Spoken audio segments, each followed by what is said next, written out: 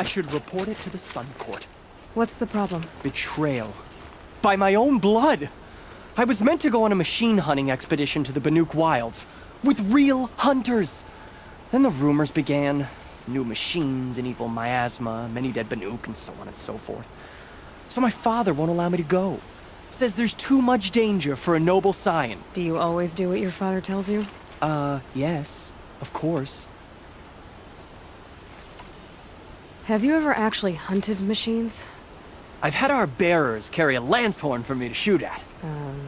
Its movement was fearfully realistic. What kind of new machines? That's exactly it. My father doesn't even know. He only heard whispers in the Sun Court. And the evil miasma? Who knows what those tent-dwelling savages consider evil? Or a miasma. I just want to hunt, honestly. Why even give me a sword for my 16th year? What's a sword for, if not for brandishing? Hunting in the Banuk Wilds. Do you mean Banur? Oh, no. That's so far from the sun's light. The expedition would be swallowed up. It's a place they call the Cut. Something of a no-man's land from, you know. The war? But now it makes for excellent hunting. There's a pass through the northeastern mountains. I guess I'll have to look into these rumors myself. It's beyond the Grave Horde, past the northeastern mountains. You can't mean to go alone to that sun-forsaken place.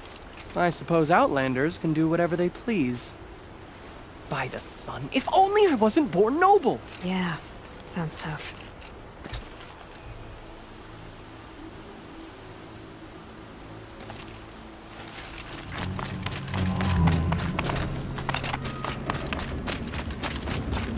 This must be the pass Reed was talking about, with Banuk territory just above.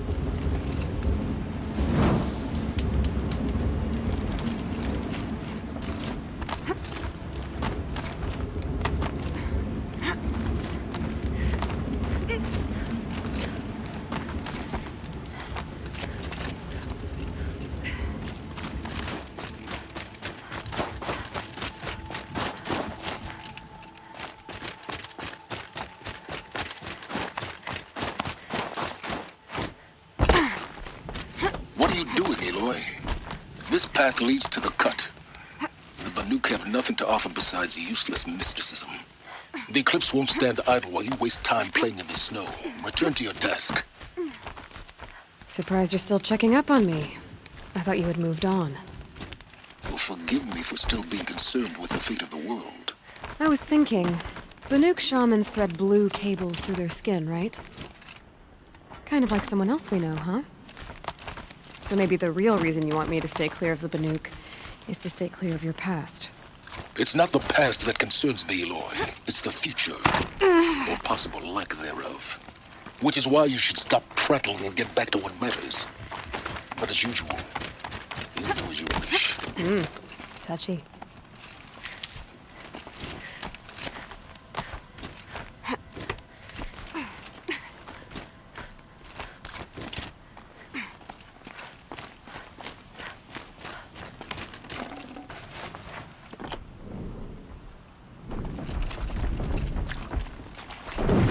This one's a new predator. I can see the heat coming off it.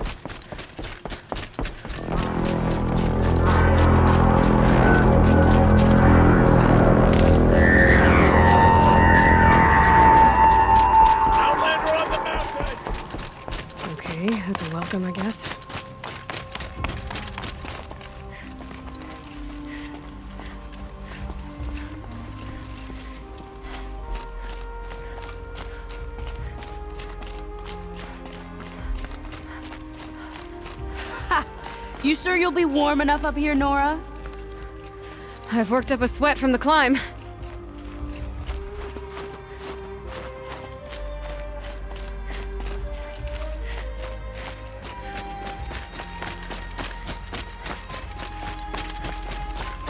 You made it to the cut, Outlander. Not that you'll stay long.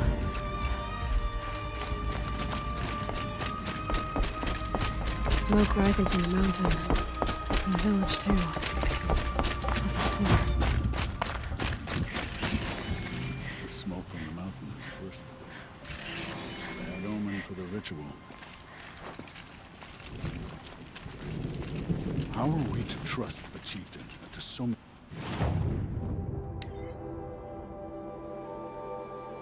He died under his command. We haven't lost this many hunters since the war with the Carja.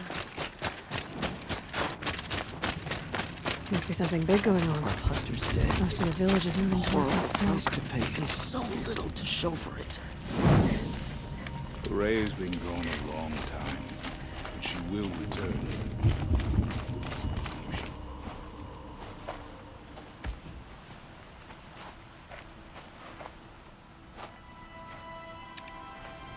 Get ready for a rare sight, Nora.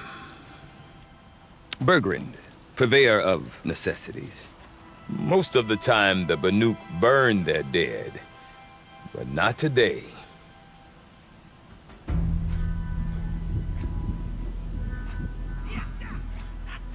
Because the bodies couldn't be recovered.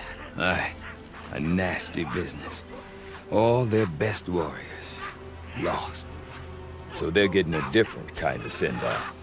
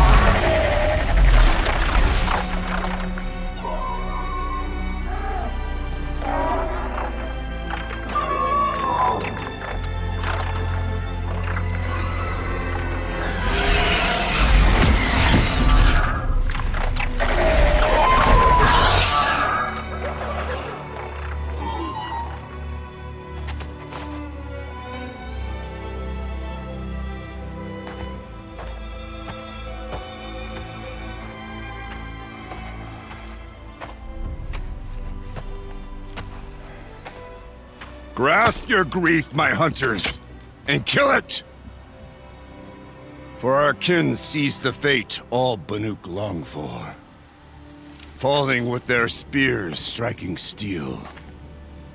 Their struggle is over now. You have witnessed their spirits rise up into the blue sky and beyond to the blue light. But our struggle is only beginning.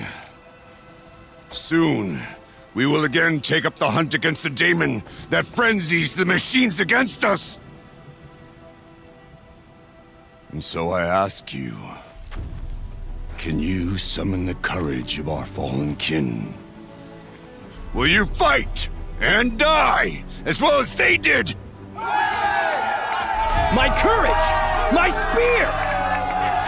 Our blood is in your teeth, Oratok!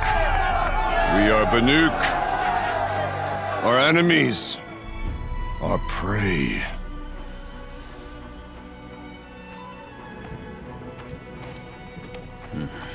The daemon. That frenzies the machines. Machines that wiped out their best. And what do they want to do? Go back up there. Fools. A little advice, for free. Aloy. Aloy. I've been up here for 2 long winters, and I still can't make sense of the Banuk. Take this ruckus. It started with one of their shamans, Orea, spouting on about spirits and demons up on Thunder's drum. So they march their Werak up there, and half of them get slaughtered by machines. When Orea vanished, I thought the crazy might have gone with her. But no. Here's Big Aratak, gearing them up to do it all over again. Have you ever heard of a man named Silence? Tall, deadly serious, cables in his skin? Like a shaman? I've heard that name once or twice, but always whispered. Like some boogeyman the Banuk want to forget. I'm not sure what went down, but I got the impression he messed with the Conclave. Or they messed with him. Conclave? All the most important shamans gather in Banur from time to time to keep up with the latest mumbo-jumbo. No idea how they all fit into one tent without those crazy headdresses getting locked up on each other. Orea's been to that shindig, but when I asked her what it's like, she just gave me a dirty look. So if you want to know more, you'll have to find her and make her like you, I guess. Good luck. What is it about the Banuk you can't make sense of? Well, everything's a test to them. A hardship to endure. A challenge to survive. Seems like they don't have much of a choice in a place like this. Yeah. A land cold enough to crack teeth, filled with wild animals. You'd think they'd accept a little reasonably priced aid. Don't believe me, I've tried to convince them. But a Banuk with nothing left to prove might just lie down and die. And Orea is the one who spoke about this daemon? That's right. Told Aratak and the others that it lives up on Thunder's drum. And they believed him. But you don't. Look, I don't know what Orea found up there. A shaman's not going to talk to an outlander. The machines in the cut are getting more vicious, that's a fact. It could be because of the daemon, or it could be because they all got indigestion, for all I know. But Orea's not around to explain. She took off, and no one knows why. Is Aratak a renowned warrior around here? He's a Werak chieftain. His voice carries a lot of respect. Not that you hear much of it. Man talks about as much as a dead fish. But when he and Orea came to town with their Werak, it drew more Banuk to this little burg than I'd ever seen. Know what else I saw, Aloy? My own little trade route, stretching all the way back to the claim. Then, he goes and leads them off to their death at the claws of angry machines. So much for my best customers. What are these Weraks about, Bergrand? Some sort of tribe within the tribe? Yeah, not like our clans back home. You don't get born into these things. They hold tryouts. Prove your best at something and you might get a place. Some Weraks come and go. Some last as long as metal. The whole Banuk territory, Banur, is just a bunch of the biggest, oldest Weraks. I'm not sure if I'm less confused or more confused. Well, here's the sure thing. Each Werak has a chieftain and a shaman. They make the decisions. All well and good, except the chieftains are hard-headed, and the shamans have their heads in the clouds. You said you've lived out here for 2 winters? Aye. Back home, some fur traders told me about this steel-forsaken heap of tents. Good location. Ripe for change. We were barely scraping by until this place started filling up for Orea. A great prophet is coming, they said. I heard prophet. Honest mistake. Not that the Banuk are stingy, they just prefer to keep trade among themselves. We could get through to enough of them. We could really put this place on the map. Or at least on a map. We? Me and my daughter. My assistant, Varja. My assistant and my daughter. We seem to get along better as business partners. Her mother wanted me to show her a trade. She started tinkering with weapons. Say, when you need a break from this Banuk carry-on, stop in and see her. You're both, how do I put it? Women? No. Independent. Look for her at Long Notch, the easternmost Banuk camp. I want to know more about this Damon. It's crazy talk, Aloy. Or there's something to it. Something connected to how the machines behave. Then you need to find Aurea. She was last seen headed for the mountains they call the Ice Rafts. I've heard only the shamans know the trail beyond those frozen peaks. But I do know where you could find her apprentice, Naltuk. He went north of the river, chasing rumors. Rumors? Not the good kind. Sudden attacks in the snow. Strange new structures. Some say a new machine, like no one's seen before. Well, now I'm definitely interested. Thanks for the talk, Bergrand. Don't mention it. I wonder if Shamans Aratak from could tell all me more over about travel to Aurea the Frost under Figures to Strahd. study the frozen tall Maybe men. worth a shot.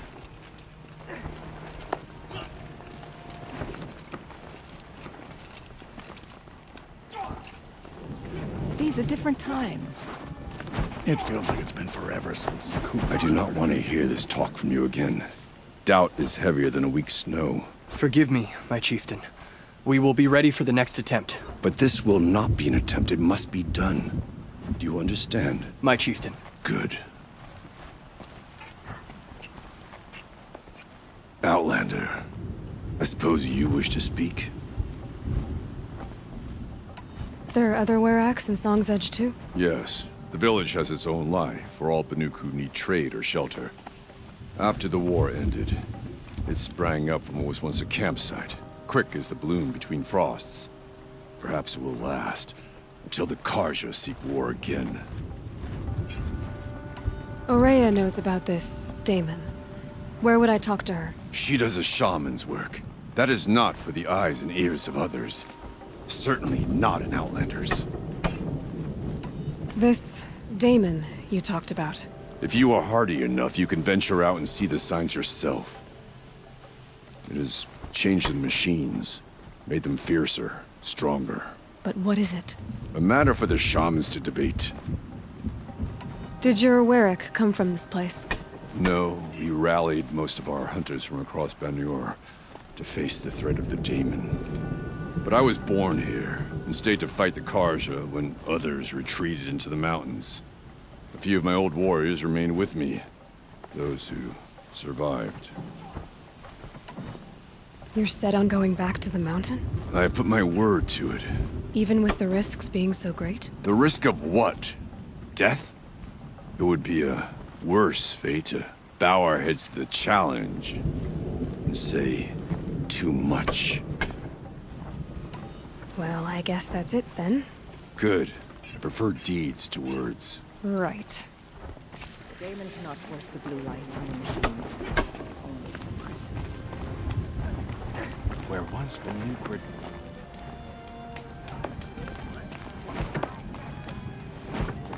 Bergrand said Aurea's apprentice went north of the river. Hopefully not too far.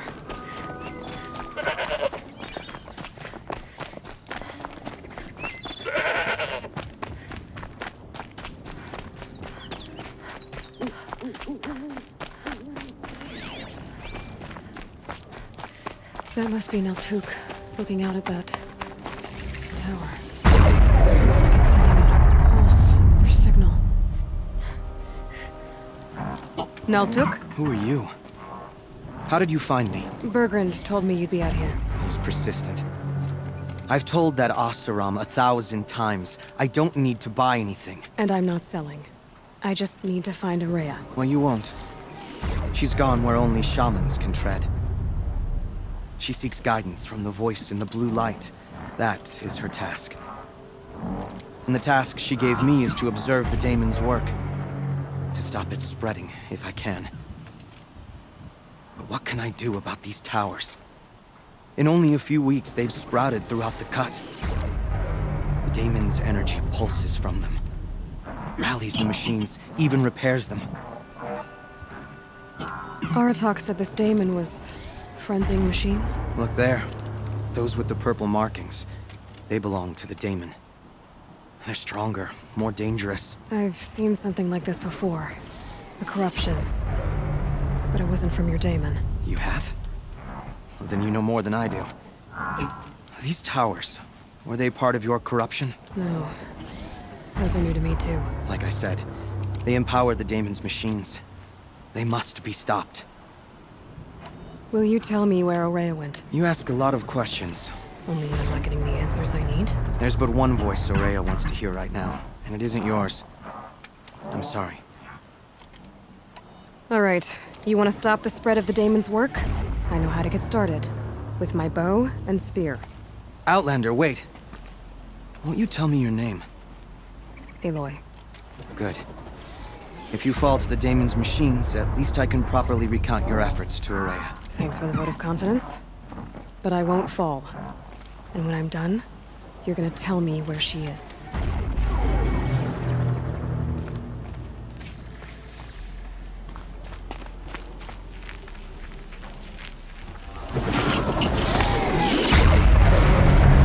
Kill the machines. Wipe out the tower. Or be able to destroy it. Or override it.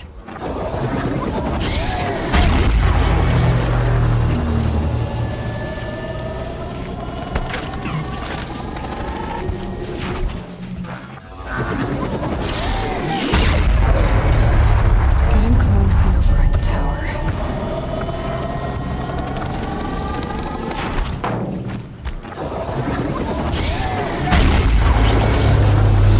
Interesting.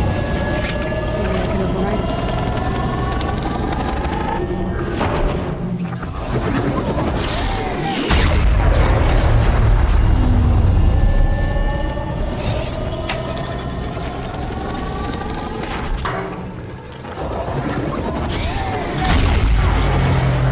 Okay then, let's see if this thing can work for me.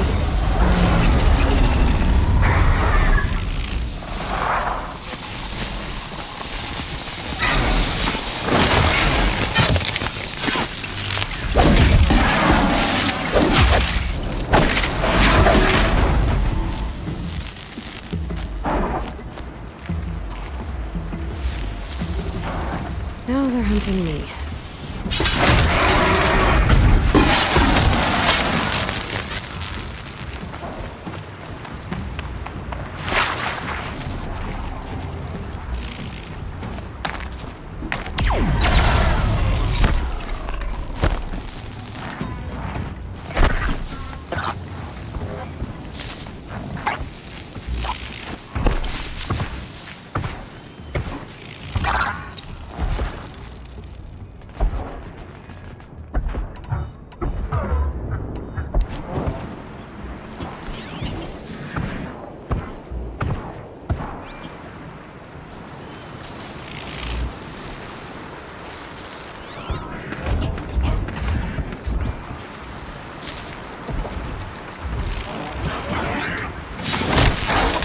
Got it!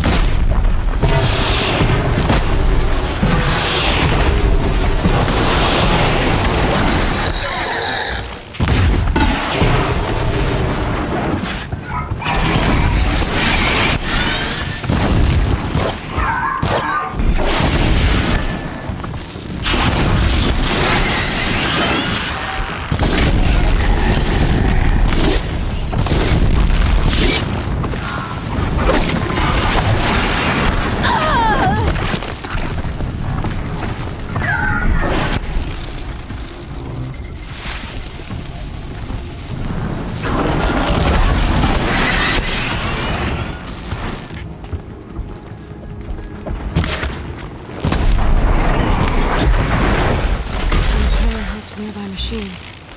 That can be overridden.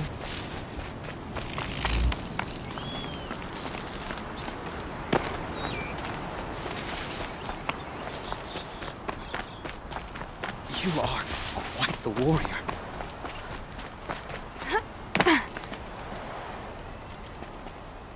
Seems I can take care of the machines and towers. The daemon's next. You claimed its power for yourself somehow. Perhaps Aurea should meet you after all. What she truly seeks is hope. After what I just saw, you could show her that. She's in retreat beyond those mountains, the ice rasps. You'll have to walk the Shaman's path to get there.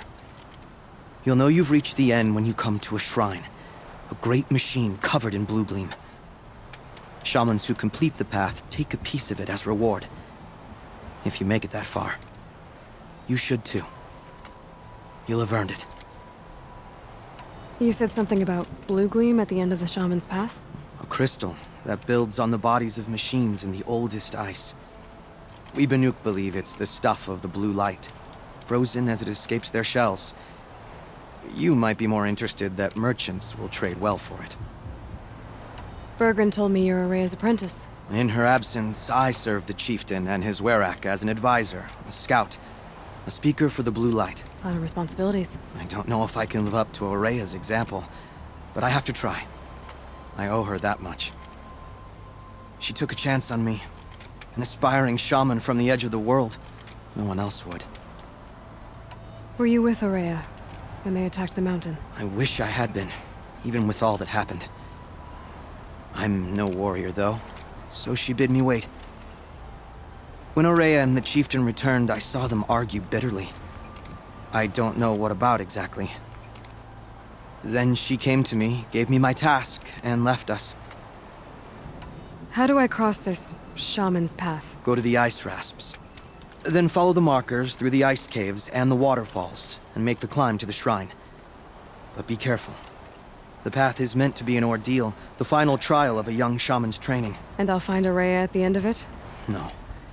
She goes further up, somewhere inside the mountain. If you see her, would you tell her, I have faith she will hear the voice again.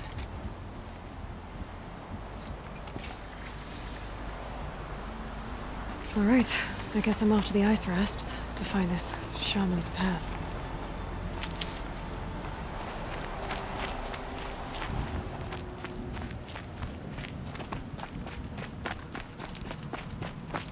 I'm pretty far up.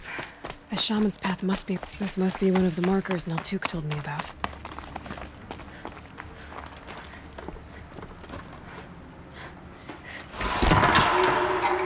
Looks like each marker points to another, giving directions.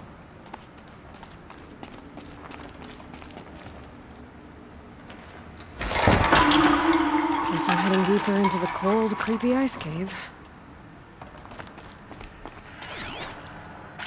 Yep, focus can pick up the chimes. Should help me find my way. What's this chime for? To help guide the way with sound? If there's more, maybe my focus can find them.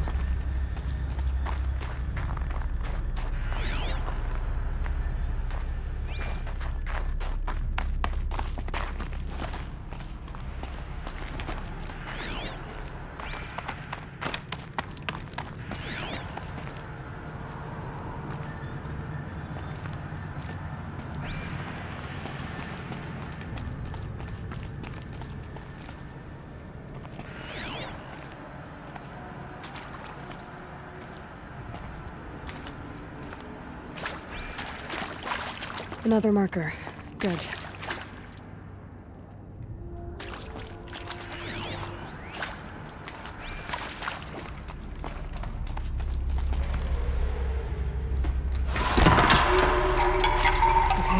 that way then.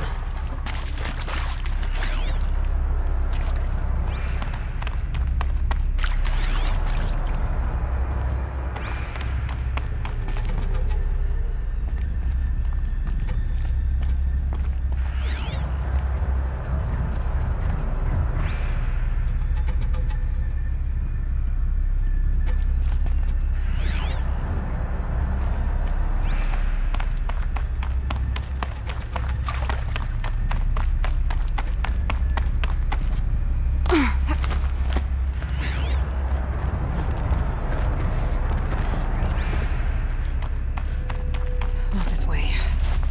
But then, where? Huh. I see. Up.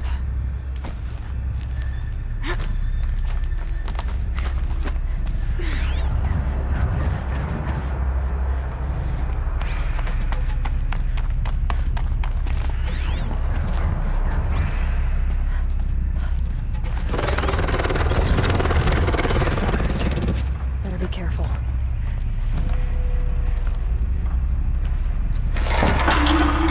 Okay. Through here.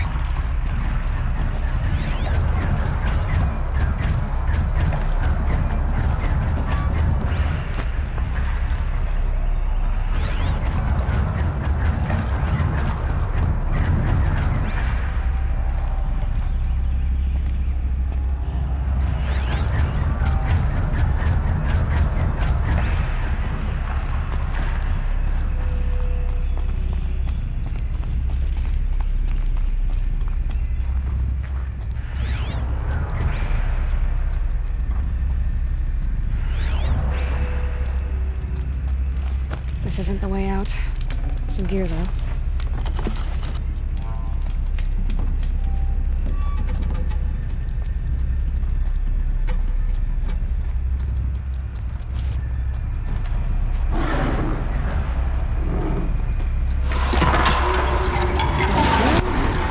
Out of this cave.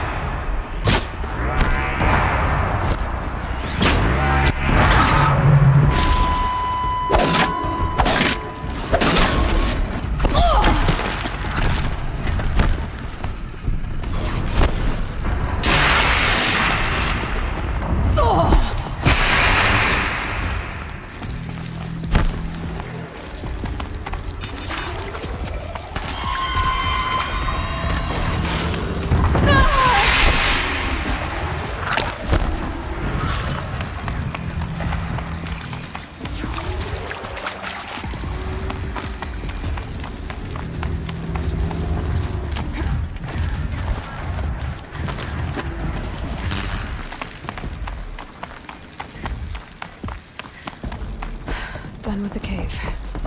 So what's next on this path?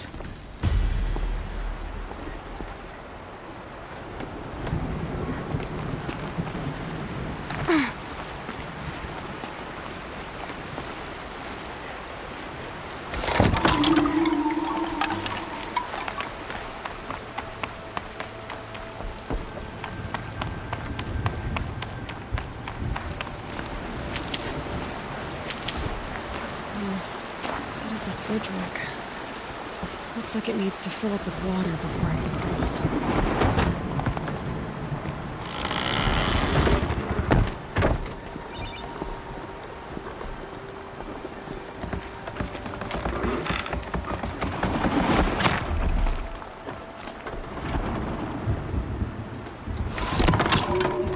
Around the bend we go.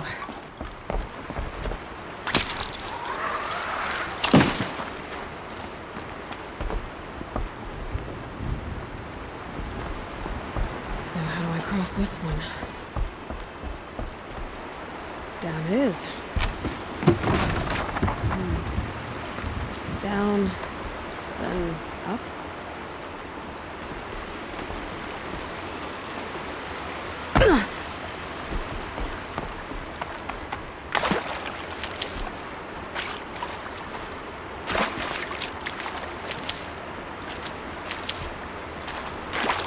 There's the way up.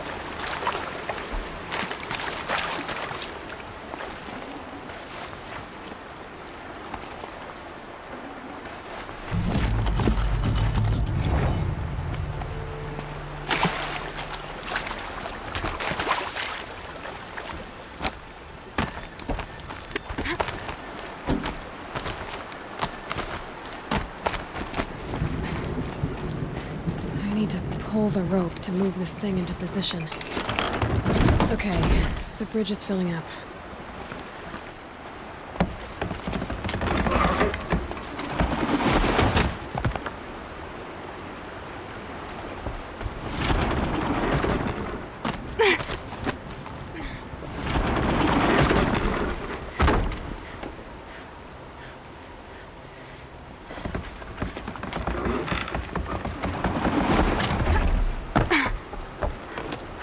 Made it.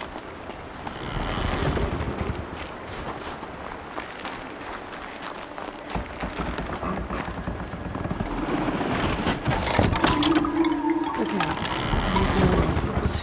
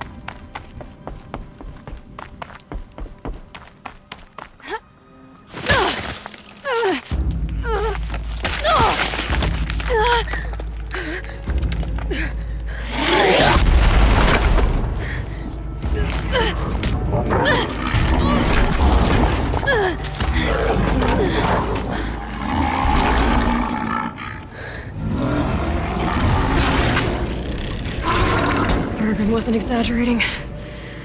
There's definitely something new out here. And I don't think it's friendly.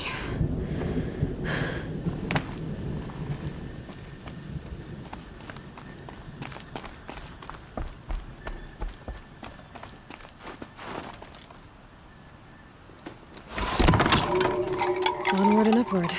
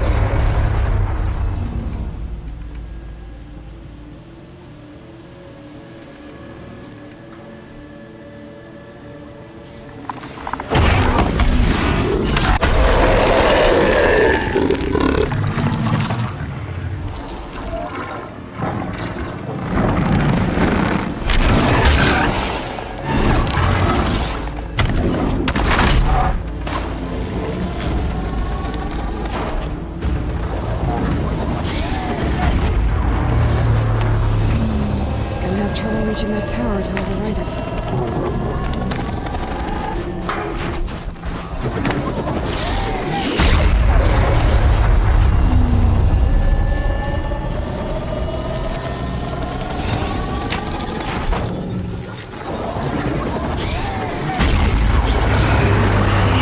I guess we're doing this, big boy.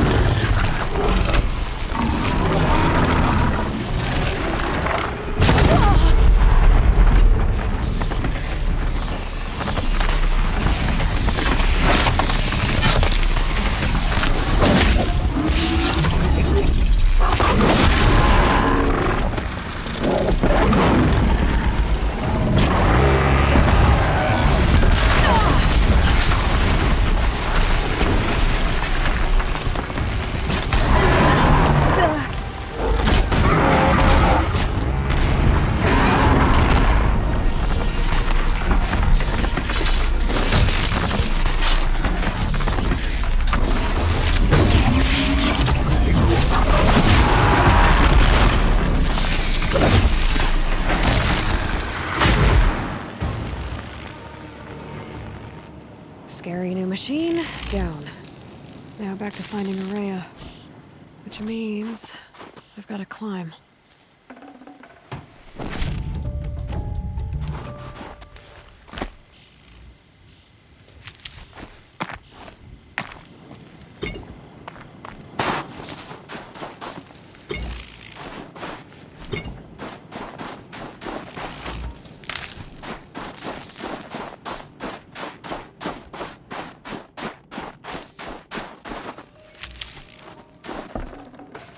I can't spare the weight. I should be able to get up there.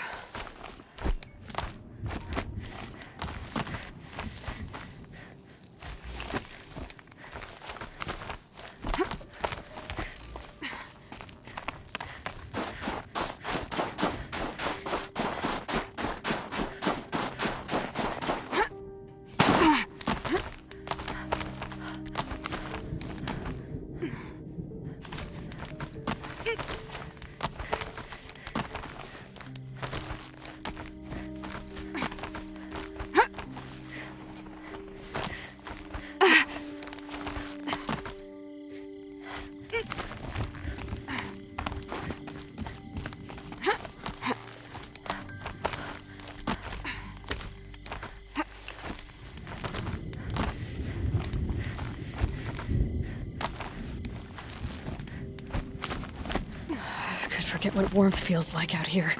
This must be the shrine Naltuk was talking about. Guess I should take some blue gleam. Sparkles. I see why it's worth a lot.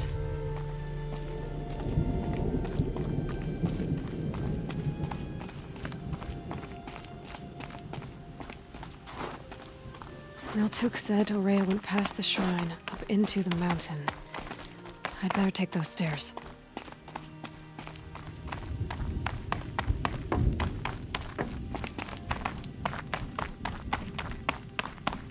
An ancient door. Maybe Araya's inside.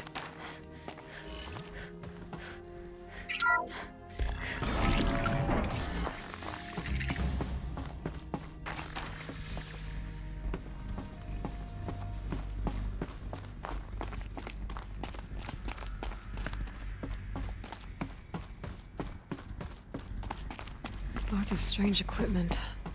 What was this place?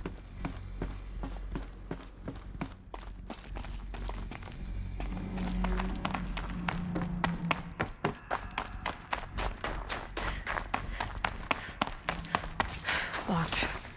Maybe my focus can help.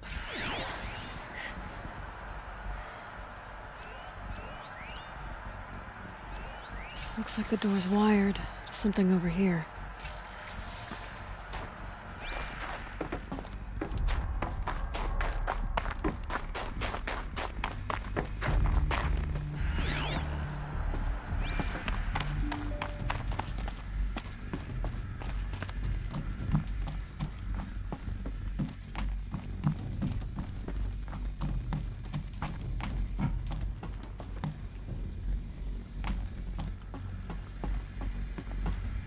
Those nodes on the floor must be connected to the door.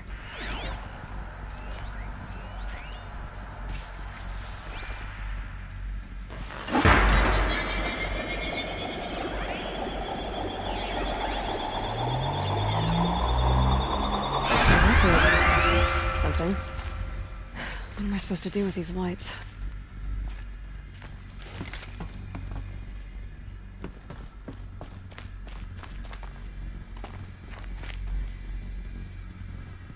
These things turn, changing the flow of light.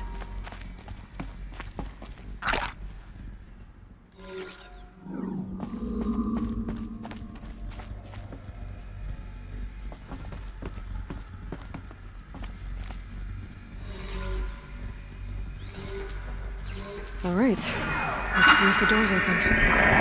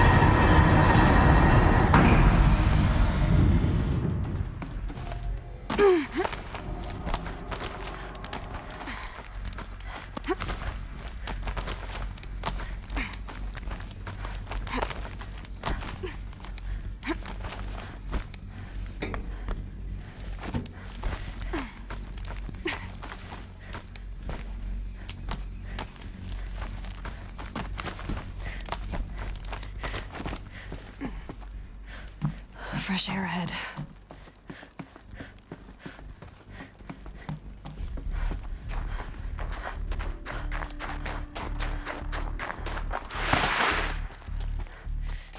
Out again.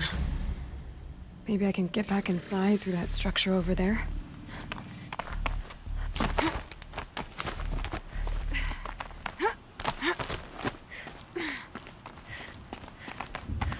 Looks like I need to get to those stairs.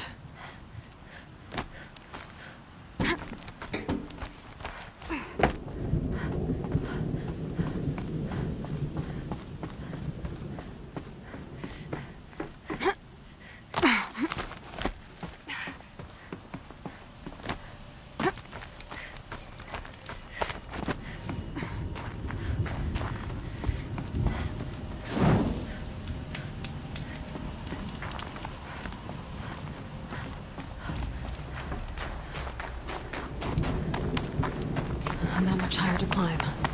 Maria must be close.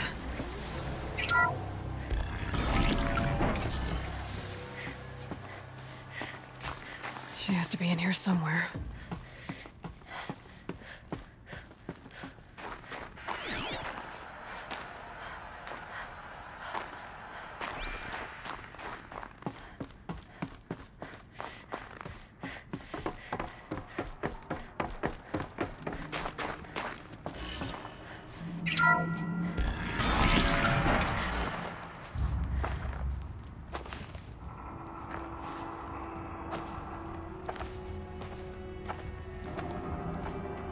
I ask again, as I've asked 1,000 times. Speak to me. What more would you have me do? Is there no prayer that will reach you? No mark that will break your bonds? Ah! I can't help you if you won't speak. A whisper is all I ask, to guide me.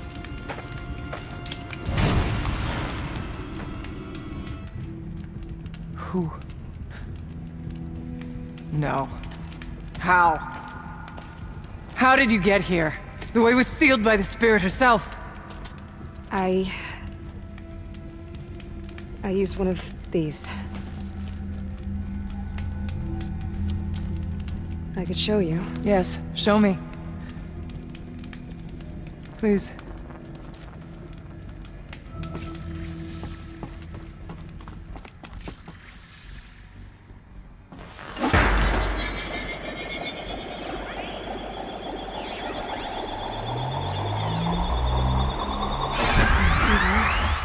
But I'll bet the goal's the same. Get the light back to the source.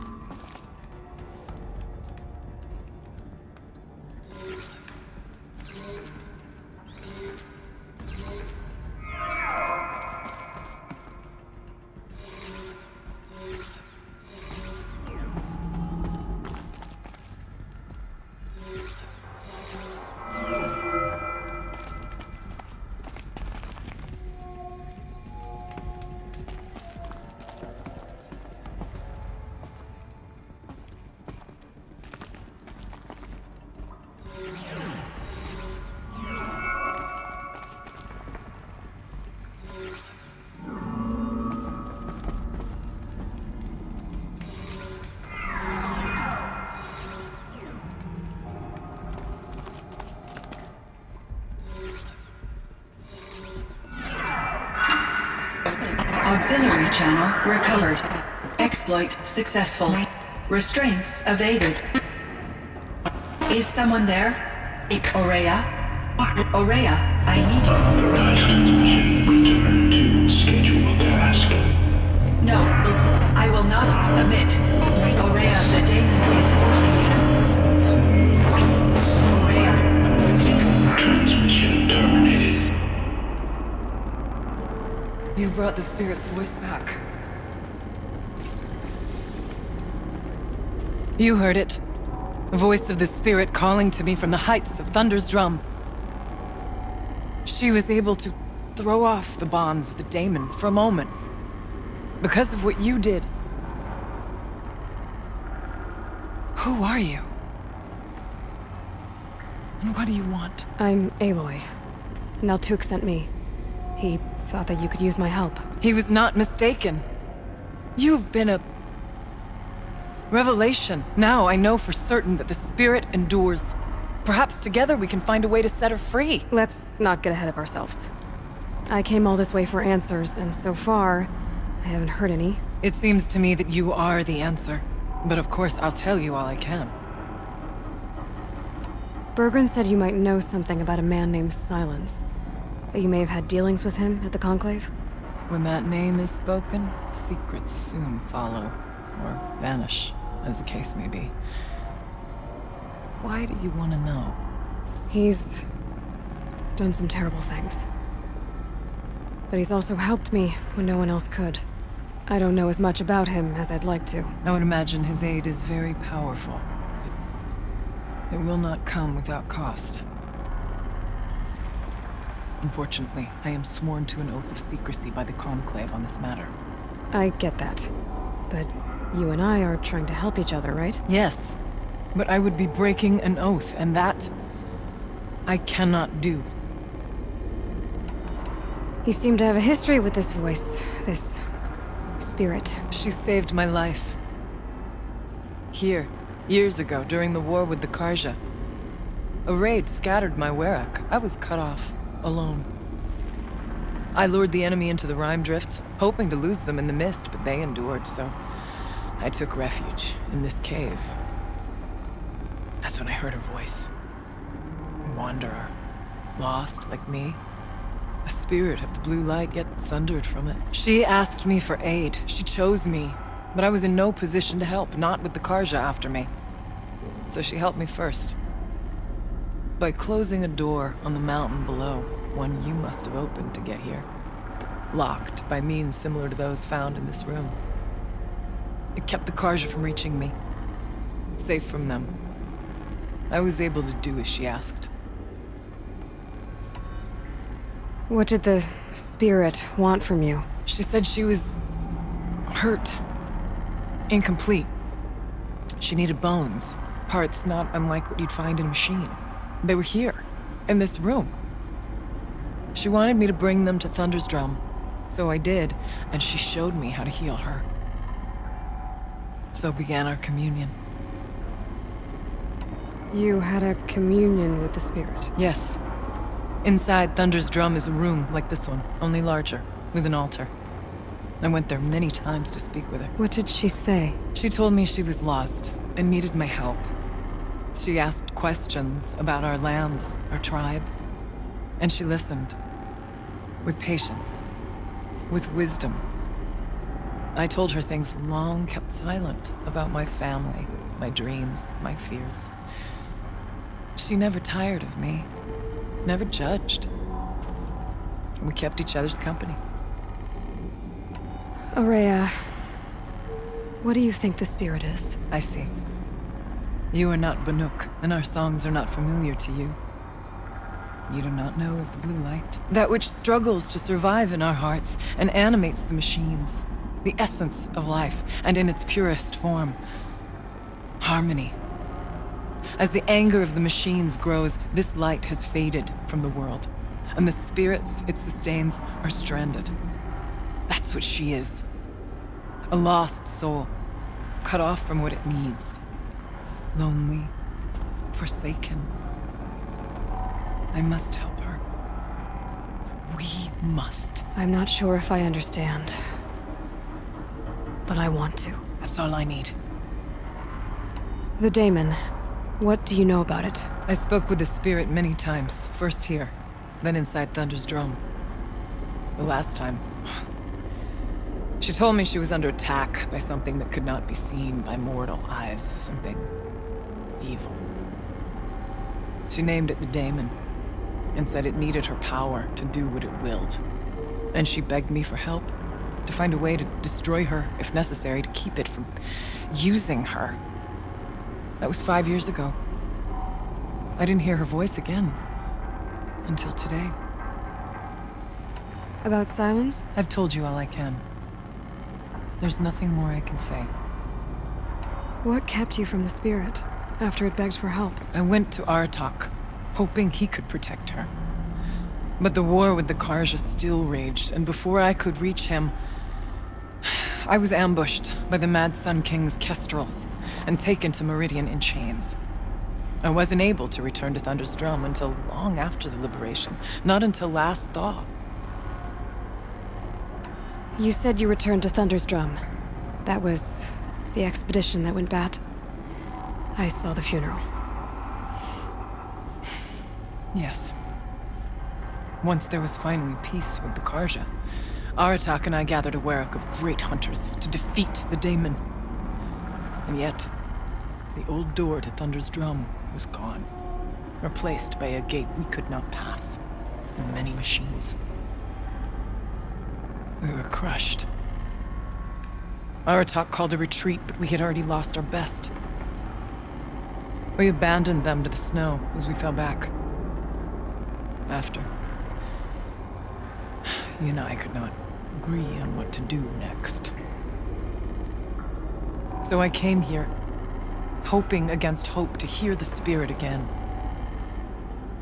And because of you, I did. Let's see if I've got this straight. We heard two voices. One you call the spirit, captured somehow by the one you call a daemon. Whatever this daemon is, it's related to the machines and why they've become more dangerous. I want to know how. Both the spirit and the daemon are on a mountain, Thunder's Drum. So why don't we go there and figure out what it all means? We can't. Thunder's Drum is dangerous, more than you can imagine. The daemon has secured it. Besides, Aratak won't let us go. As chieftain, he controls the pass to the mountain, and he can't be reasoned with. Sounds like you need a new chieftain. Ha! There's an idea that's certain to win us friends. Huh. You said you were a hunter. And I'll wager you're not an ordinary one. It's not impossible, even for an outlander. And Aratak couldn't refuse the challenge if you were known among the Werak. Wait, me? Challenge Aratak? I don't want to be chieftain of anything, much less a bunch of Banuk that don't want me. But you want to go to Thunder's Drum, don't you? You heard the spirit. She is suffering, tormented by the daemon. She longs to be free. And perhaps, when released from her bonds, she can give you the answers you seek. I can't believe I'm agreeing to this. Fine. What do I have to do? Get the Werak's attention to show the worth of your claim. Win at the hunting grounds. Kill bandits that prey on the cut. Or speak to my friend Sakuli. You help her, you'll definitely get noticed. Is there a tall neck in the area? Yes, near the frost figures. But it's been frozen in ice for generations. What does that have to do with anything? It'll help, trust me. Maybe even more than I thought. If you say so. Do all you can. When the time comes for you to throw your spear at Aratak's feet, I will be there to back your claim. Until then, I'll be here to answer any questions you have about the challenge. Oh, and one more thing. In the box over there is a weapon, like my own. Take it. You may find it useful.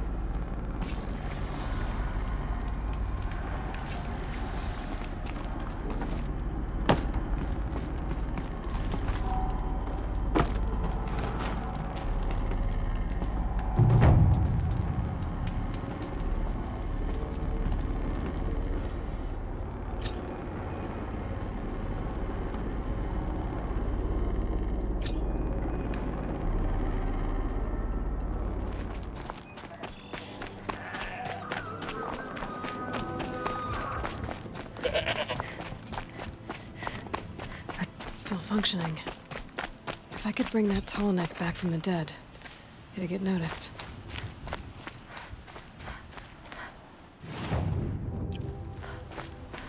Encased in ice. It fell a long time ago. The scavengers have just gotten started.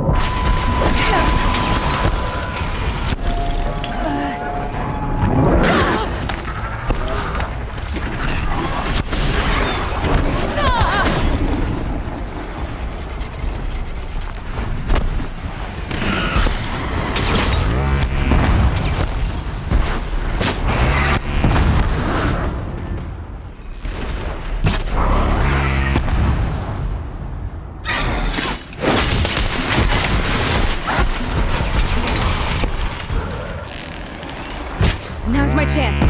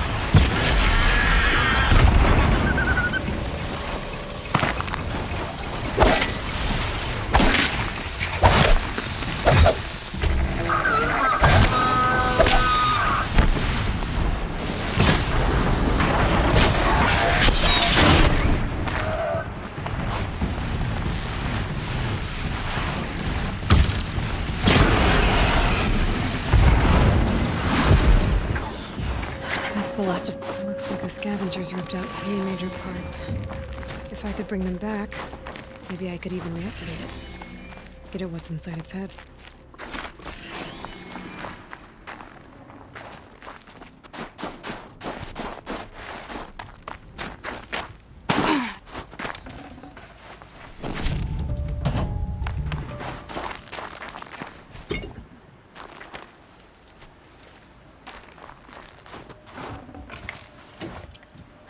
Chill almost feels like sunburn.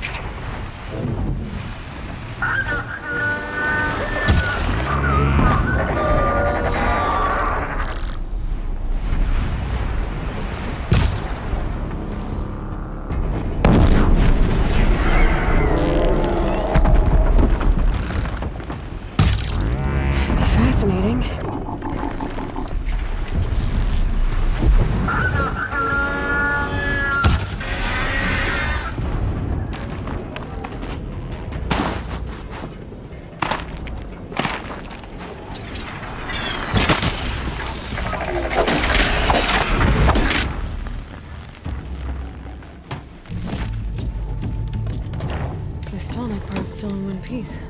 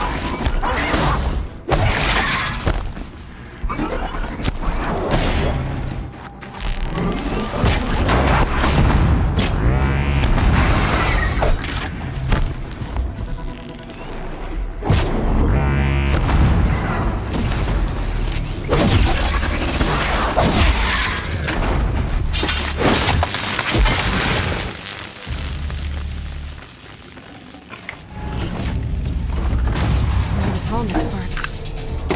It's heavy.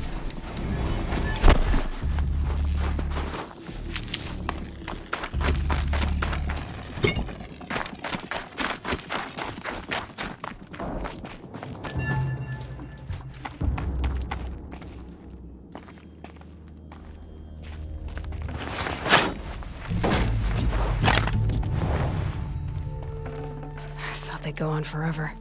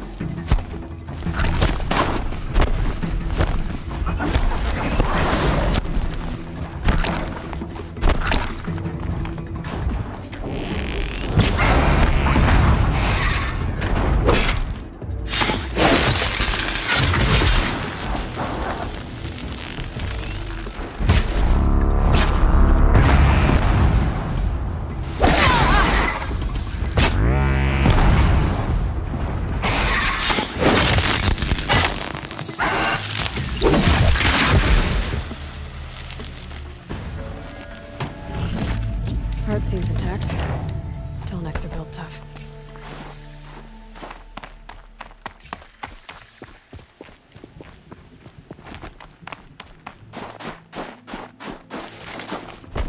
The Banuk were protecting it. This tallneck is probably holy to them.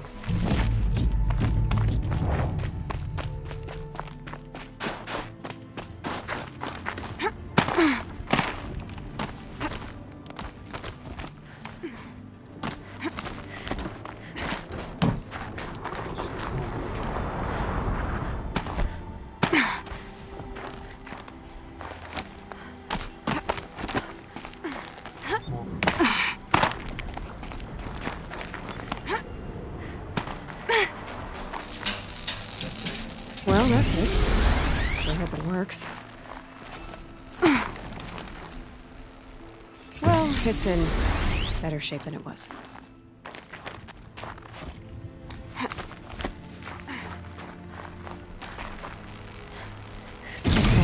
alright. Just need to put the power cord through it again. Nothing wrong. At least no one's watching. That should wake you up. Easy now. Easy!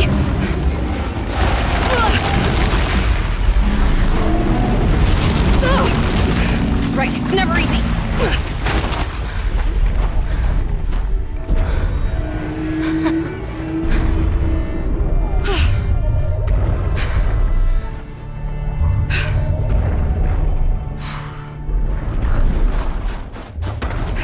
No way I'll be able to take a machine that big down. This should be a good spot for jumping onto the tallneck. Made it. Now to climb up to its head.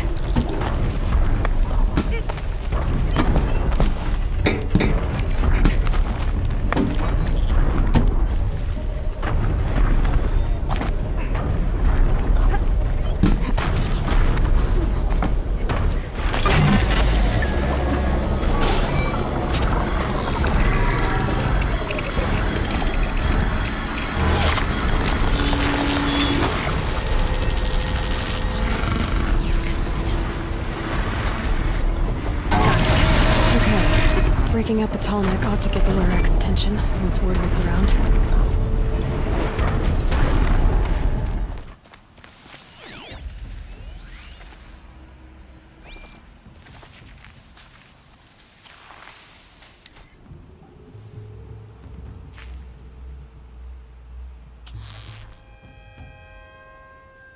Damn. Lying low won't fool those devices.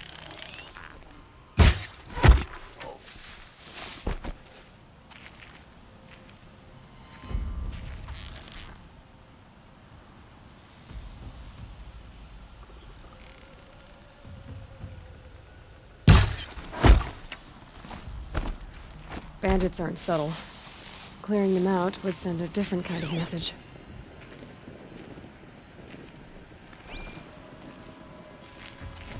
Where's the boss? Up in his tent, where he always is. I think that helmet's squeezing your brains. I hate these things. Takes forever to get it off. Try lugging one of these scanners around. I'm not here. Whose Can't body even is sleep that? on the job with it sparking all the time.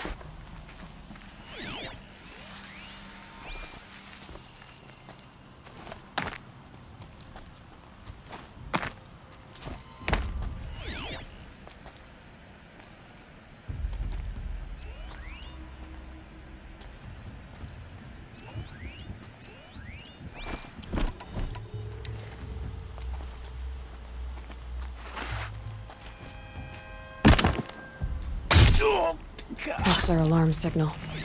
Better keep them off it.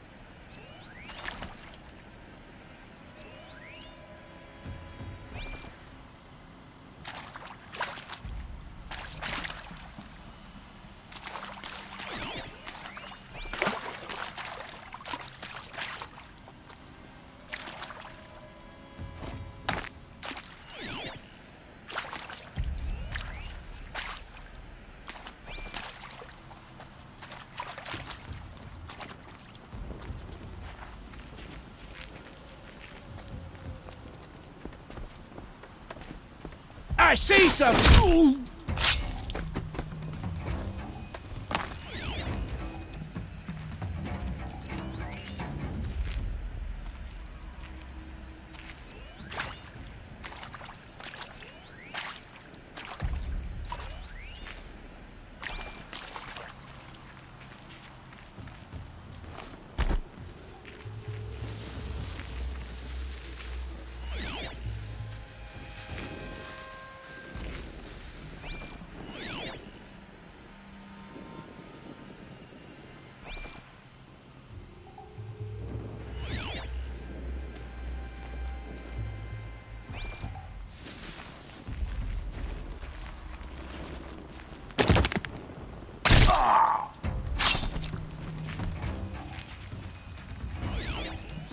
push you in that way.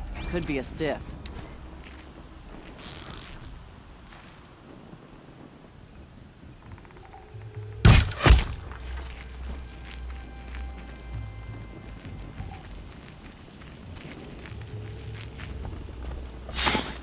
Shot knocked it off.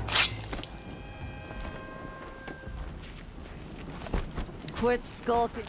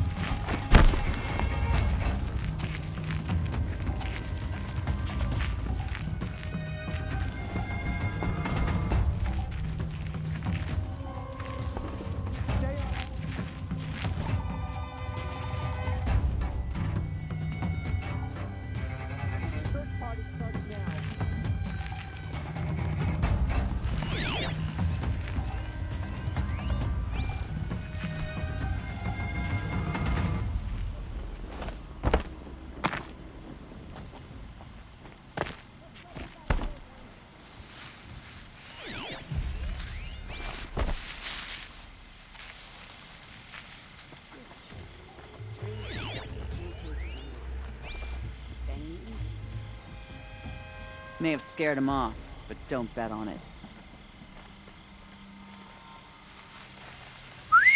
I thought.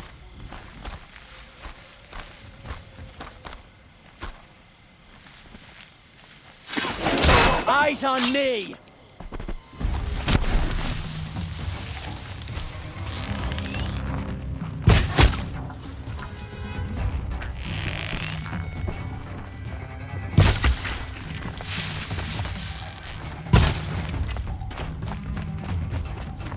Over here.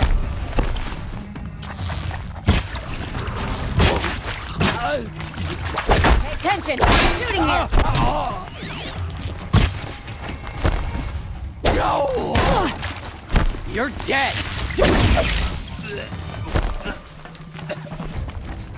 That puts it out of action. This one'll hurt.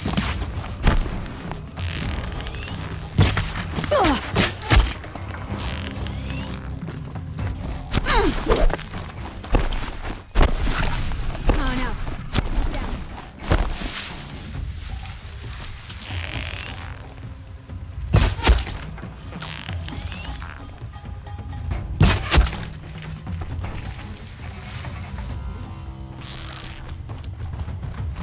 Down. Fast. Don't give him a chance.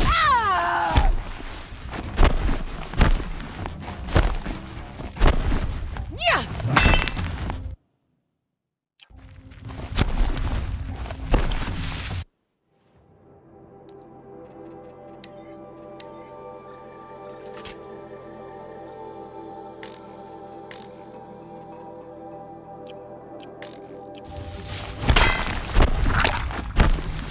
Had you.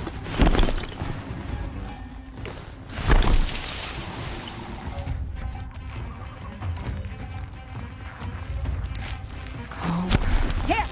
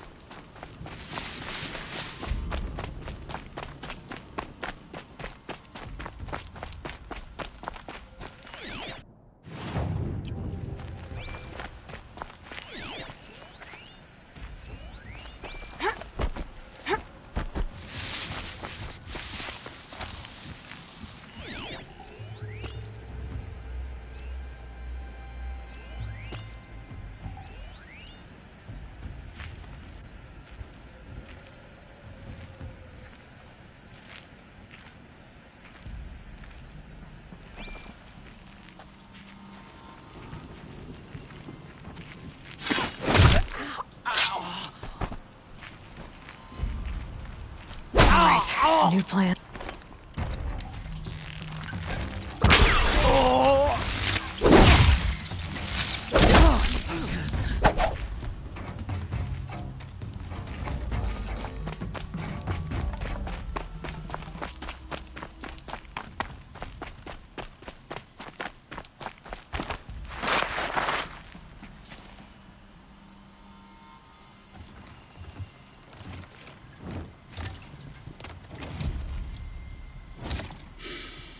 Smells peaceful. I hate peace. A lot of people die peacefully. Not me. I got a feeling. Search the camp. Could any of you find a charcoal pile in a flat field? I don't think so. Is there something hiding in the grass?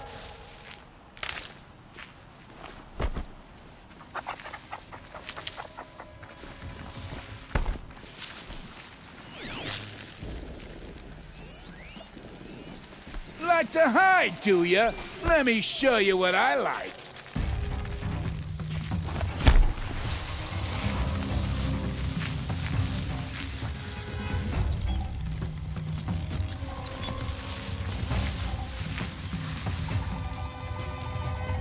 Make like a watcher and find them.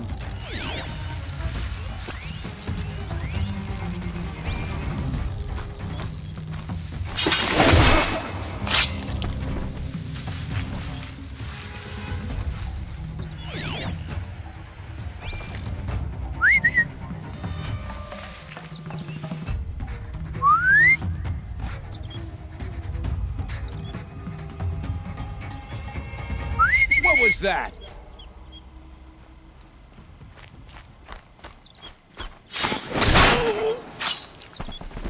I think we got us some infiltrators, gentlemen.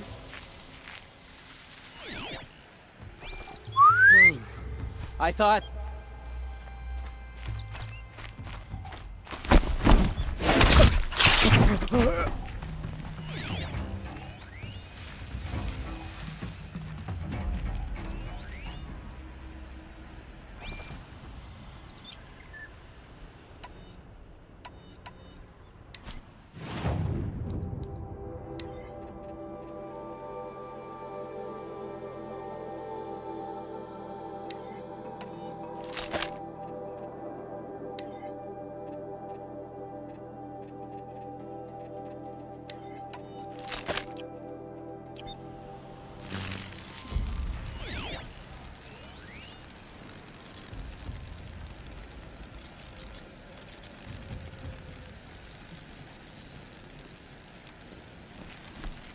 They know I'm here coming now. for you.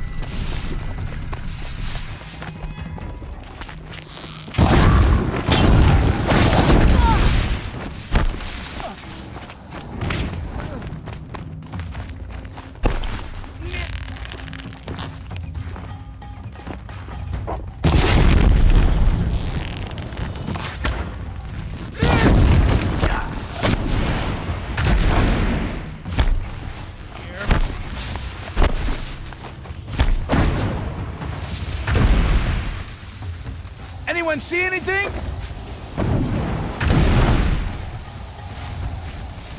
No, not here. Don't blink!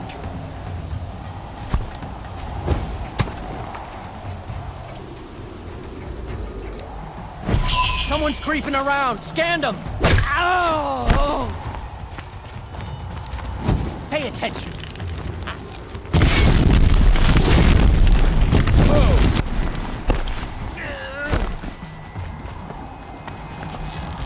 Sending you some...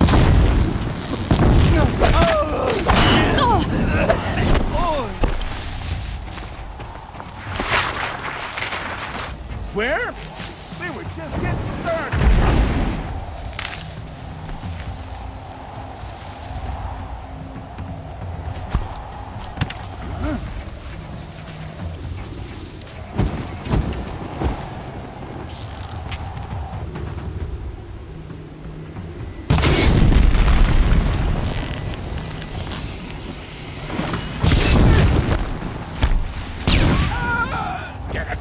You a part...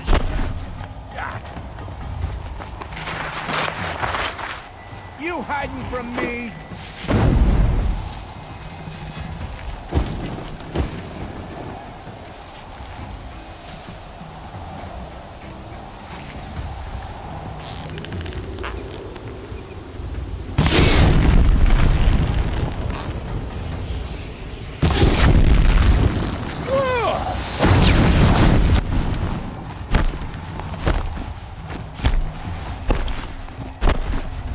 Gonna shine right through you when I'm...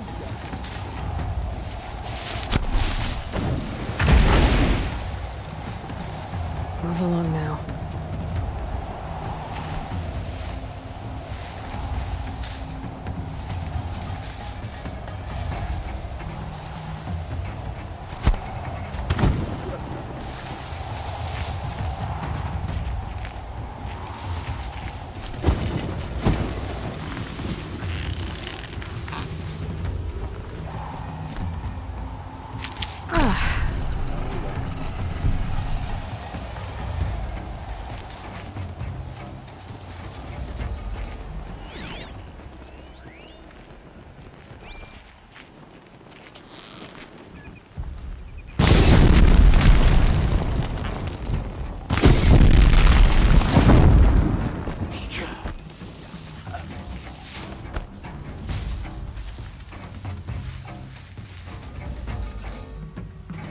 Vanished like a stalker.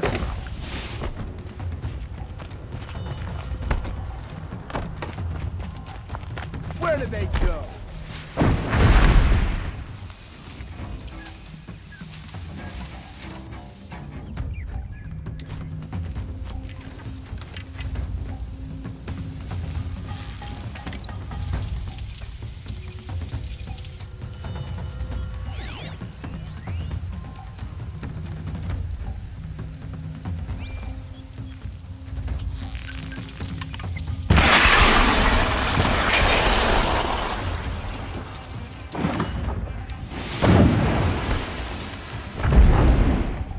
Here's your invitation!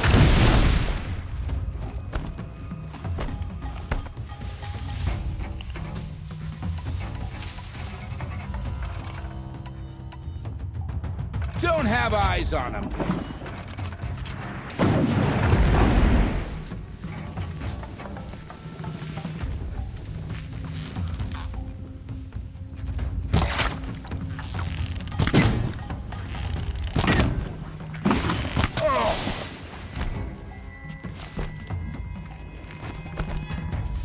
Where'd you go?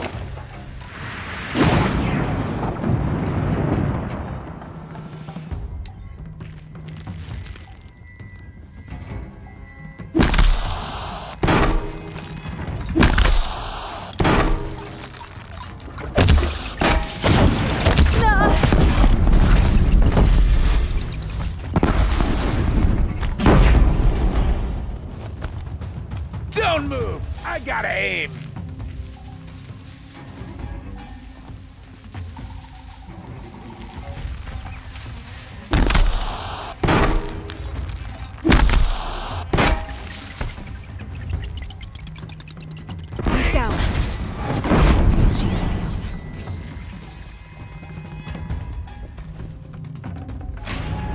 The Oseram's fire weapon. Could come in handy.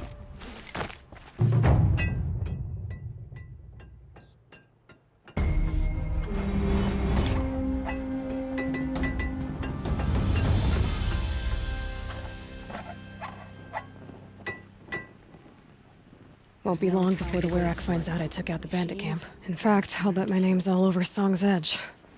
Might be time to challenge Aratak. Aha. Now here's some company by the daemon. The best gift we can give them is a swift... Sure, the Oseram act tough, but send them to the cut, and most of them don't. My people have been telling tales of your accomplishments.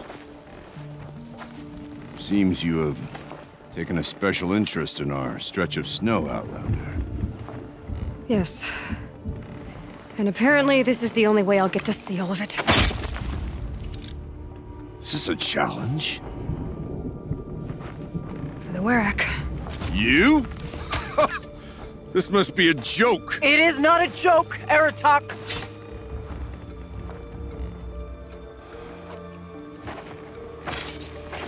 Now I see. The Outlander's your pawn.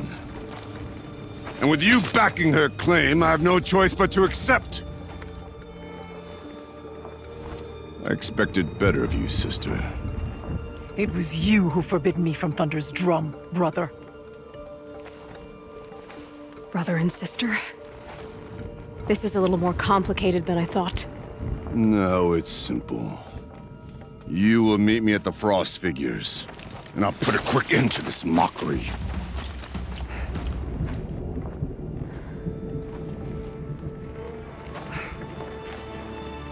I suppose I owe you an explanation.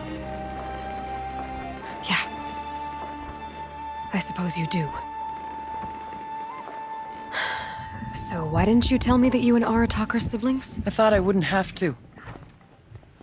I'm surprised Aratak brought it up in front of a stranger. He must be very angry. I'm not always the best judge of people. I prefer the company of spirits. They're simply my own. I didn't want you to think of our pilgrimage as some sort of family squabble. It's much more important than that. It's bold, I'll give you that. Going after your own brother. He gave me no choice. He thinks I'm a child to be shoved to the back of the hunt. He would forbid me from my destiny. And yet, part of me did it knowing he would forgive me, eventually. He always does. Family drama aside, what's this challenge meant to be anyway? You and Aratak will hunt machines at the Frost Figures. The victor will be the fastest. It won't be easy. Nothing about this has been so far. When you meet us at the starting point, I'll tell you more. It will be simpler to explain from the base of the hills.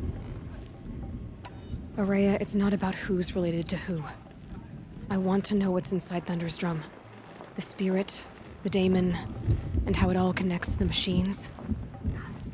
But if we're gonna go through with this, I need you to be straight with me. I underestimated you. And Aratak. I won't make that mistake again. See you at the Frost Figures then.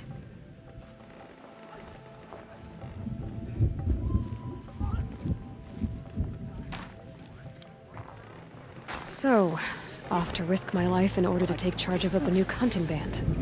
Just what I always wanted. Frost Figures, here I come. Song's edge for too long.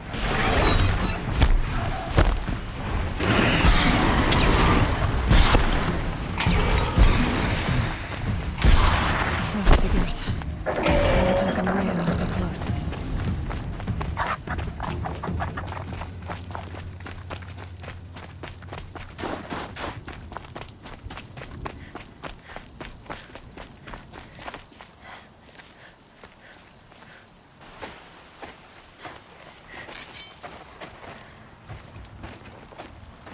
Outlander.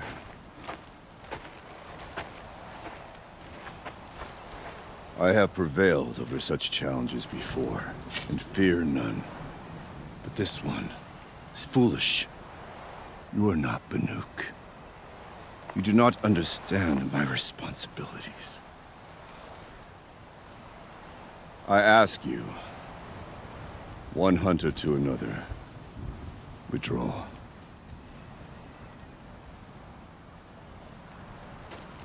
Will you let us go to Thunder's drum? You haven't seen what's up there, Outlander. I will not risk my sister's life again. Then we better get on with this. So be it! I will bury your insolent claim in the frozen ground! Enough! Let us begin! To hunt, to strive! That is the way of the Banuk and of the contest before you. You will climb the Frost Figures from the east, Aratak from the west. Each trail wends its way through deadly machines. Hunters from the Werak will be posted along the way. They will hail you, calling out machines for you to slay. Your hunt will take you around the ridge to the center, where you must descend to the valley for your final kill. Each time, after your prey has fallen, You must launch a beacon such as this, so that all our kin will see your progress. Kill machines, launch balloons. Got it. So, the first of us to launch the third balloon wins? Well, yes.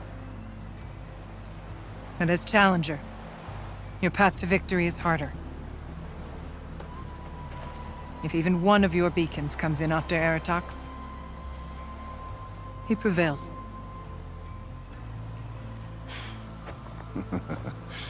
You had your chance, Outlander. So did you. The hunt begins on my mark.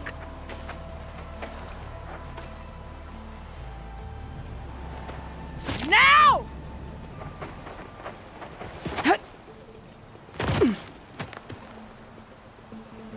All right, gotta head up that mountain. Looks like there are a few ways to go up, and those rock paintings mark the paths.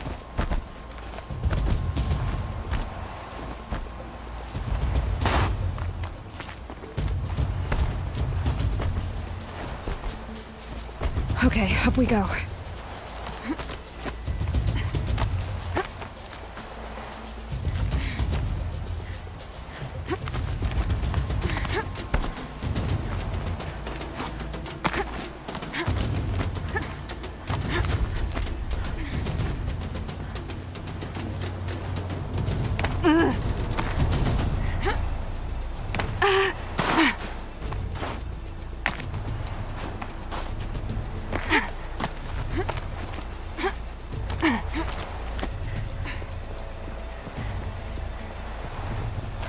Come on, Aloy, time's wasting.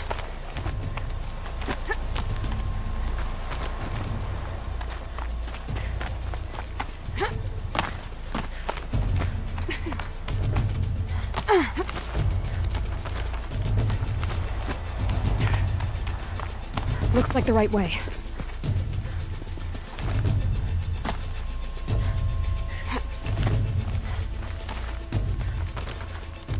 Almost to the top.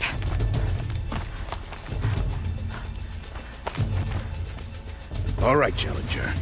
You need to take out the herd below. Every machine. Kill a herd. Okay, I can do that.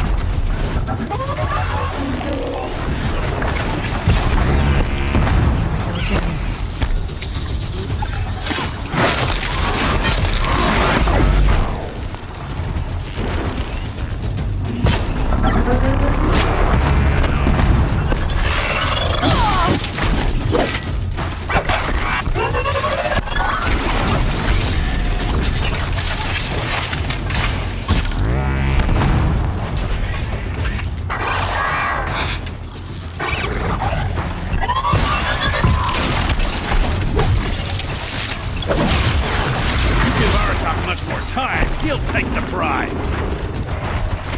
You're running out of time, Outlander. Better get that herd.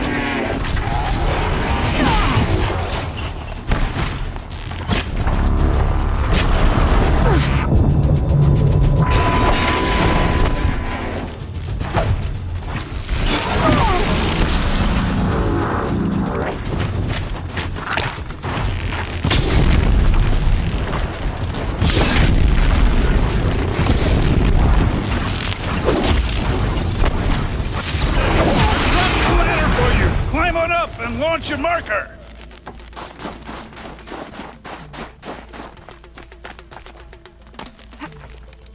All right, here we go. Now climb the ridge and launch your balloon!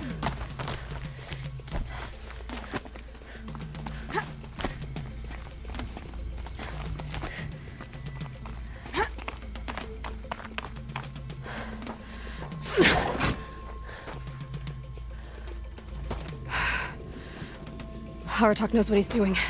No time to waste.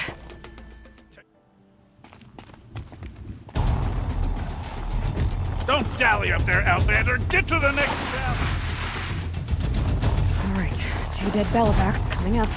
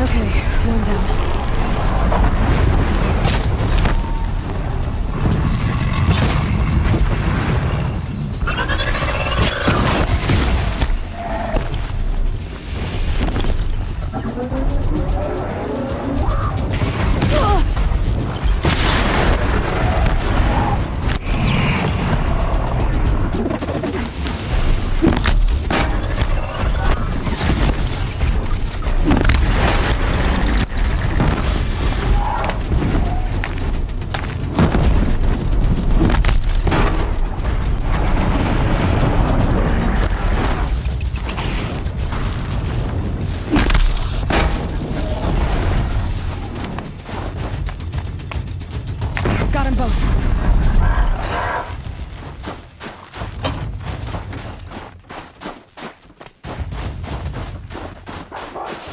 Over here, Now, Challenger. Raise your marker.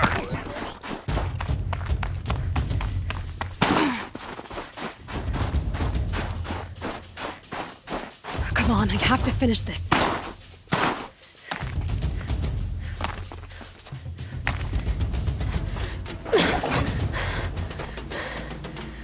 I'm ahead, but only by a little. I gotta get moving. Now take the zip line and work your way down to the valley.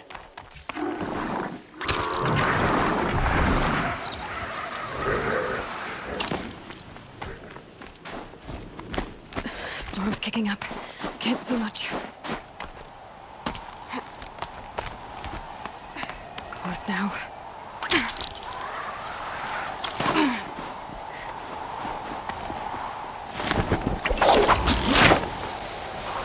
Almost down.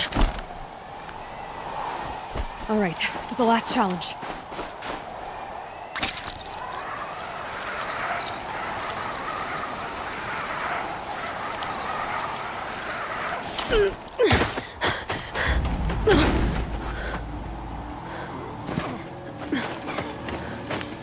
Something's wrong.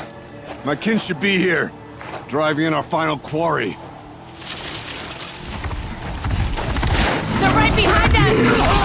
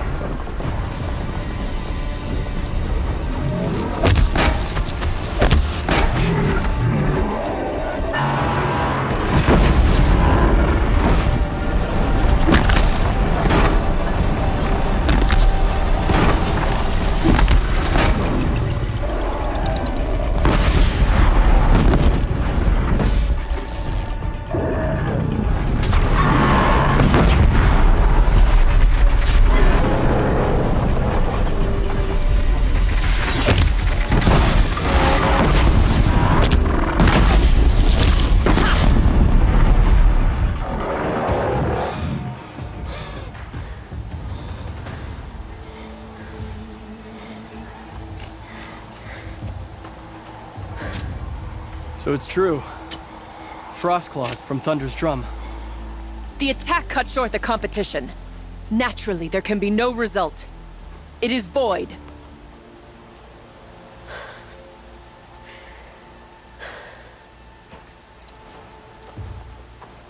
You saw what she did.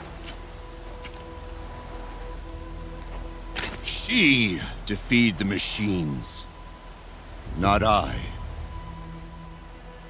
It is proven. She is the better hunter. We are Banuk. Survive, prevail. What else matters?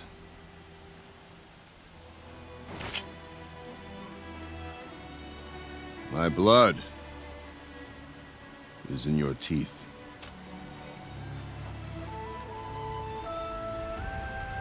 I take my place behind you on the hunt.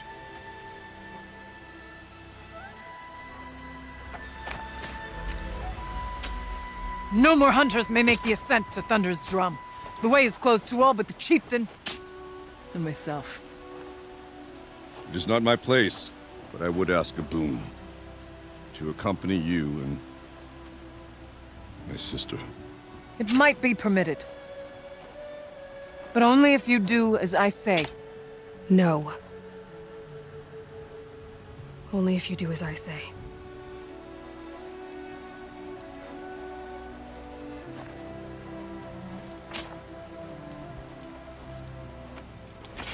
Thunder's drum awaits. There's a camp at its base, Long Notch it's called. Meet us there when you're ready. Chieftain.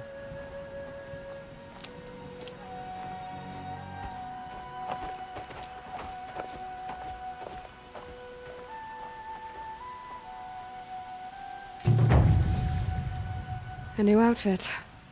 And a weapon like Aratok's. I guess the chieftain gets the chieftain's gear. And now it's a Long Notch. Nothing left to keep me from Thunder's drum.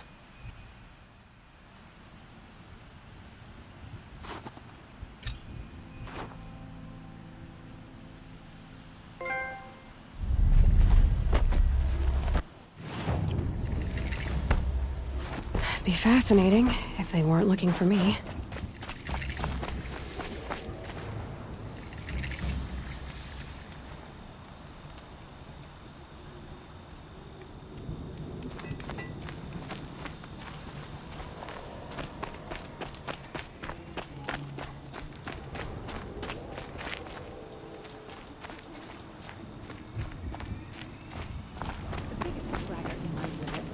Long Notch is well stocked, as you asked.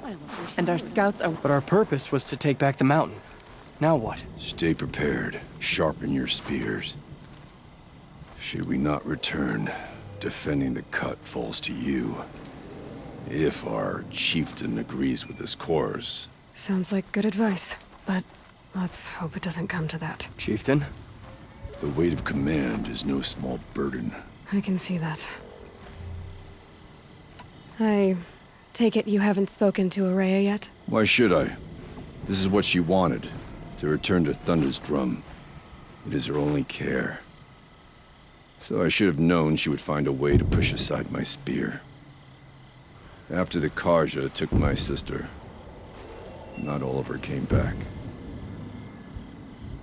What happened to Araya when she was a captive of the Karja? As a shaman, she's adept with machines. Tracking them, stunning them. The Karja used her to capture them for the Sun Ring, where they were unleashed upon the innocent. They made her part of their blood sport. The shame she suffered beneath their pitiless sun. She survived. She endured. Endured by reminding herself of the spirit, her purpose. And now that's all she has.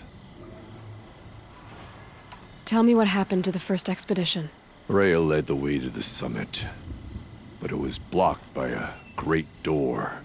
Some kind of cauldron, new metal. We tried to break through, but it was unflinching.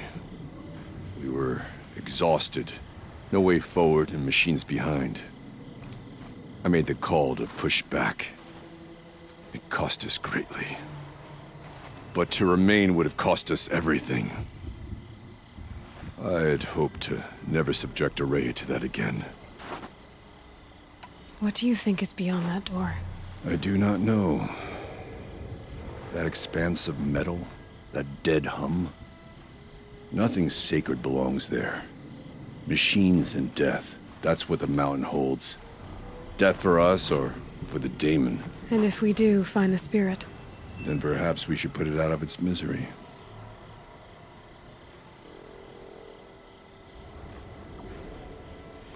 For what it's worth, I'm glad you're coming with me.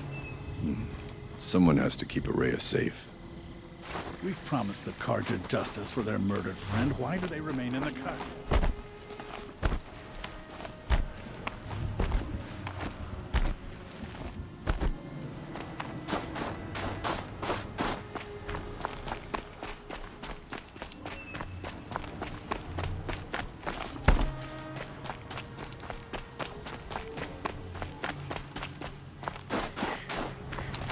Aloy, this is it. My chance to reunite with the spirit, and perhaps to reunite her with the blue light. It's not a chance I would have had alone. I needed an outsider.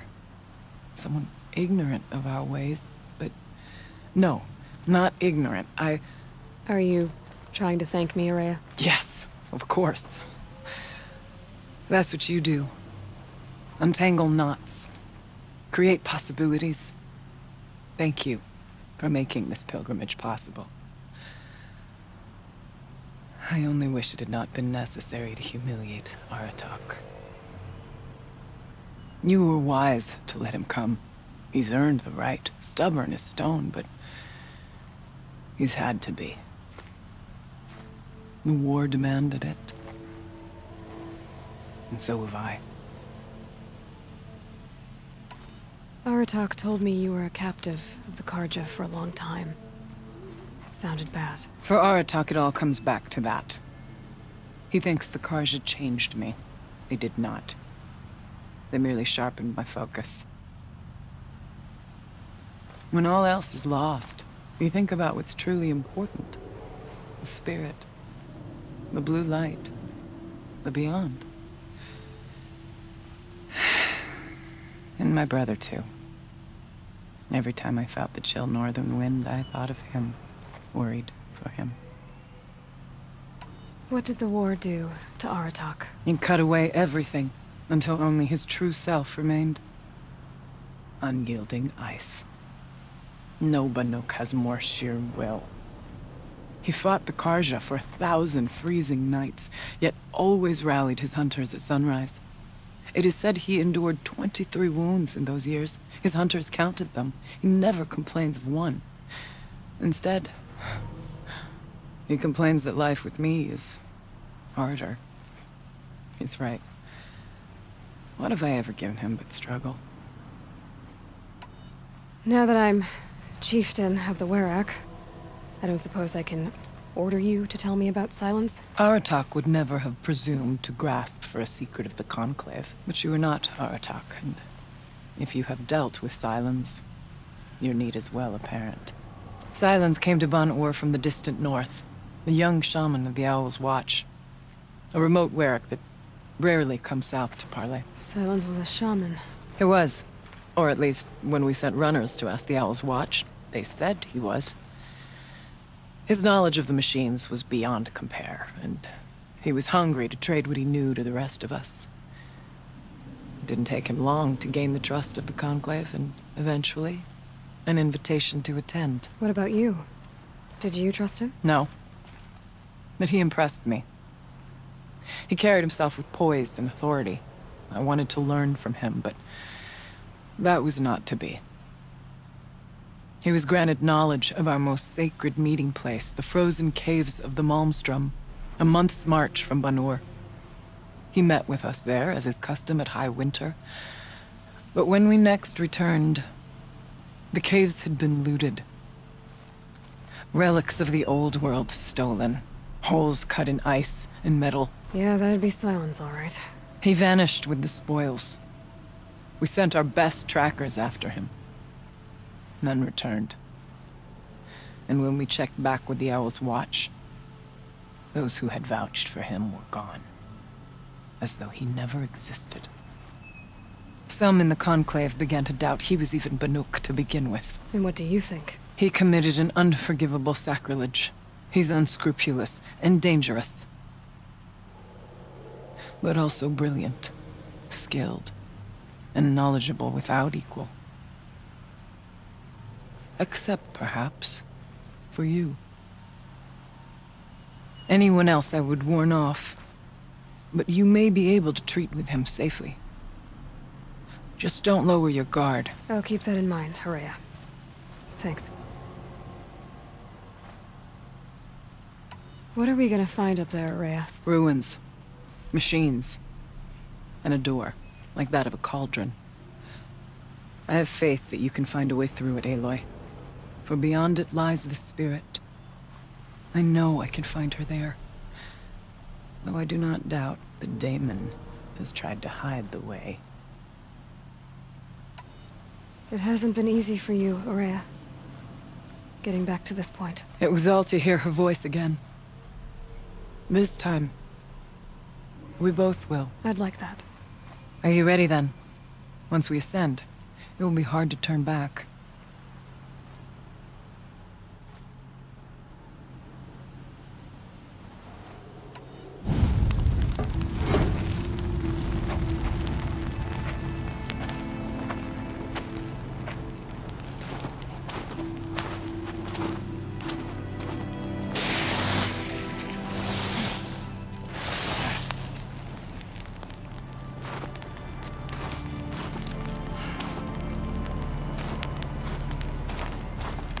Finally, we ascend.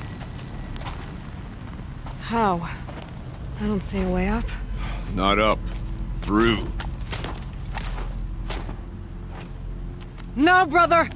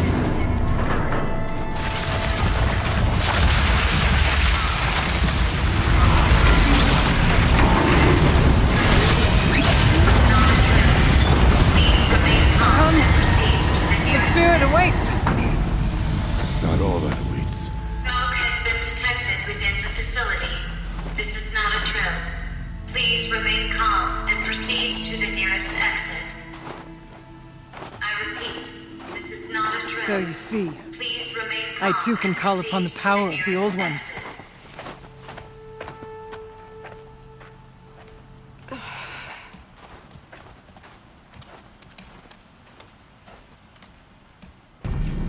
What was this place? The spirit once told me that this all used to be part of its domain. A fortress that defended humankind from terrible danger. Fortress. It looks more like a machine. Is that not fitting? Blue light often dwells in machines. Hope that some remains here.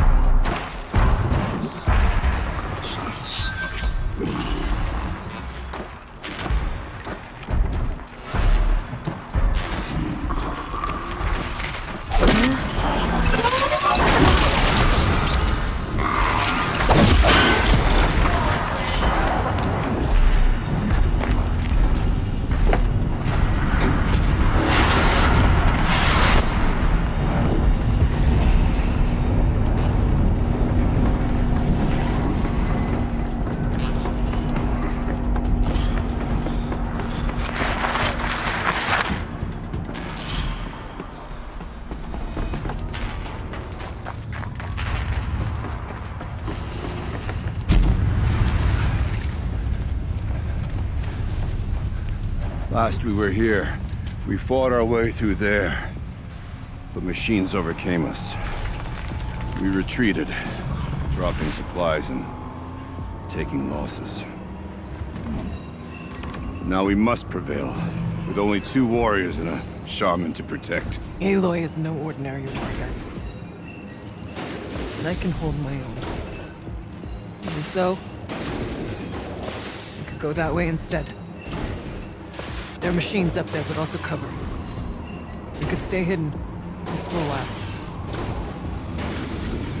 All right, I get the options. Now follow my lead. Pipes, towers, steam, frost. What was all this for?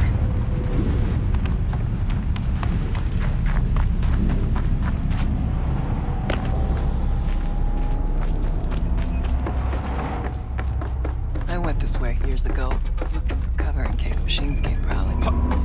I have no doubt that it is guarded now, but maybe it will stay hidden. Chill almost feels like summer.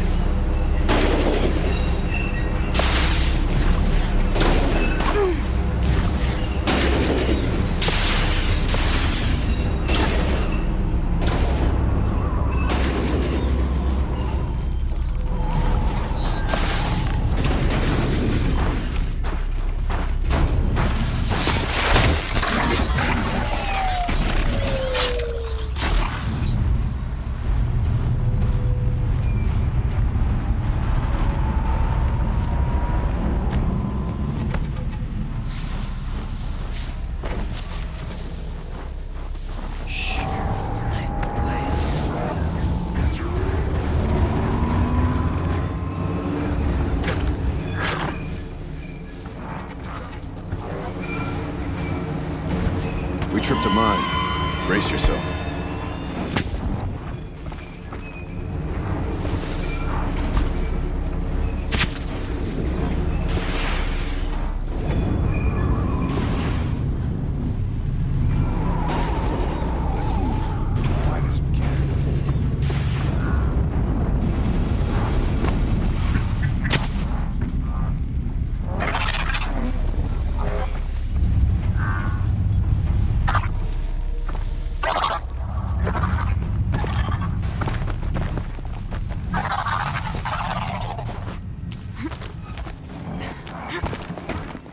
There's a door up ahead. We're almost through.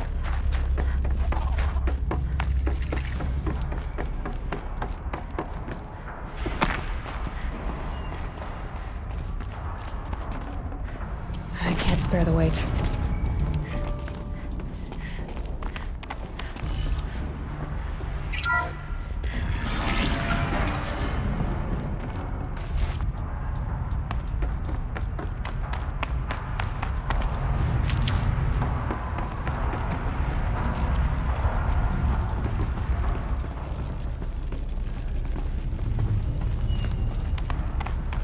Let's see. Is this a projector? Maybe to show holograms without a focus. Let's see if I can restore power. Aratak, Araya, you might see shapes drawn from light. Don't be alarmed. Thank you for being here, everyone. I suppose it's not every day you get to have cocktails inside an active volcano, right? Unless you're George, and I can hardly blame him for drinking on the job. None of this would be here without our beloved director, Penny Chow. So, here's to you, Penny. You put a cork in the Yellowstone caldera. I'd say you deserve a margarita. Hold your glasses, everyone. I'd like to add something. This effort wouldn't have been possible without our lead programmer. Thank you, Anita, for bringing us our real mastermind, Cyan. I'll second that, Director Chow. All right, Cyan. What's our latest number? The current count is 1,654. Wow, then drink up, everyone. Here's to 1,654 more years without an eruption.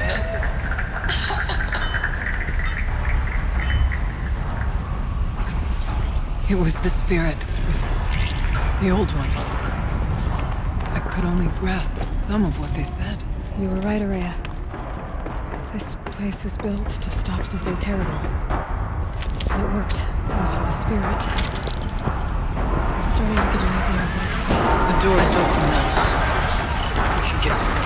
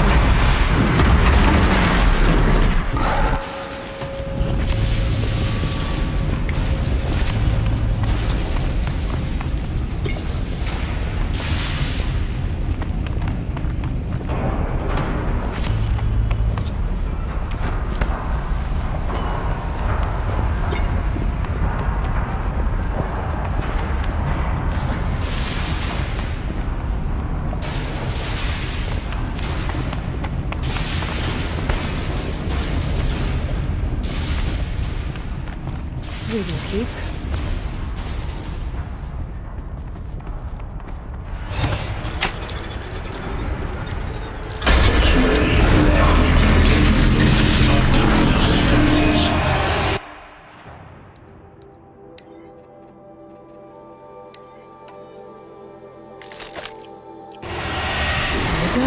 More machines. Make ready.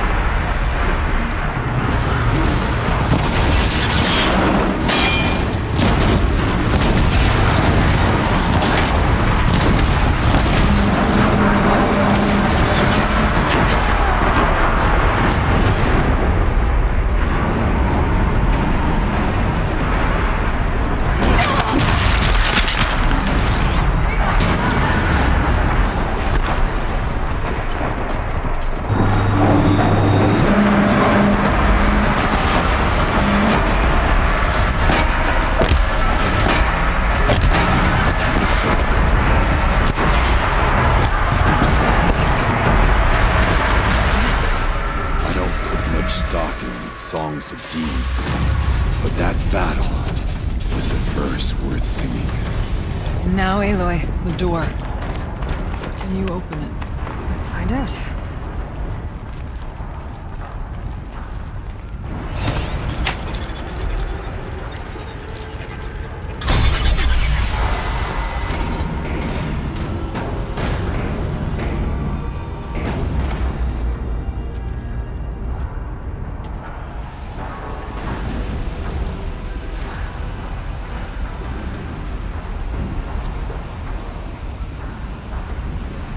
Years have passed since I stood here. Since then, the daemon has taken over. It's like an infection. Attacking all this machinery. Everything has changed. It's twisted. The path I took to get to the spirits, lost to us. We'll find a new path, Araya. I promise. All right. Let's go. Yes. Finish this.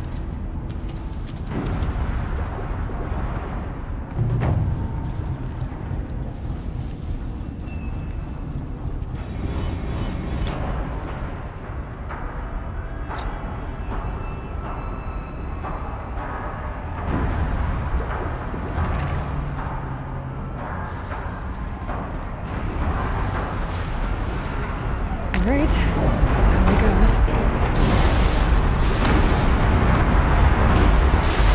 This way.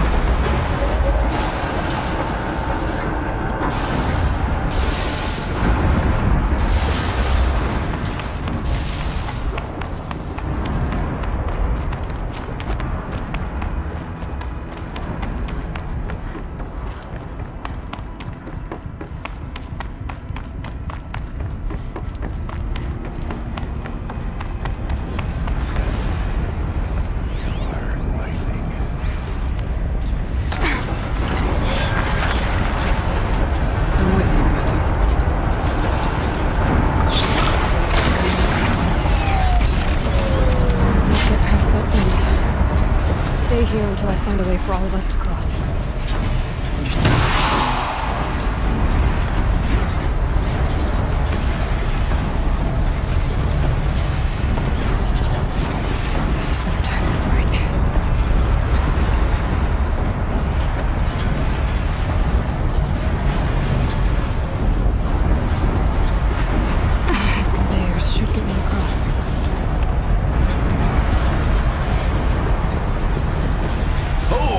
In the air!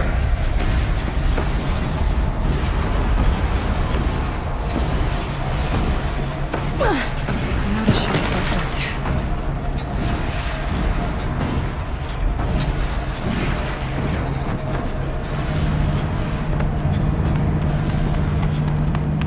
This should get me up there.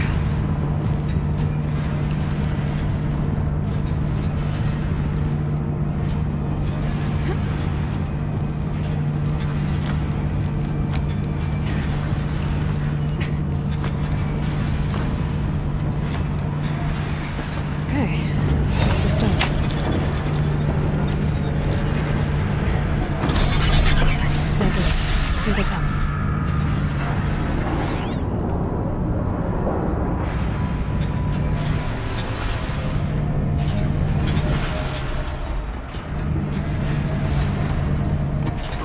Looks like I need to get across to extend the bridge. Okay, let's get them across.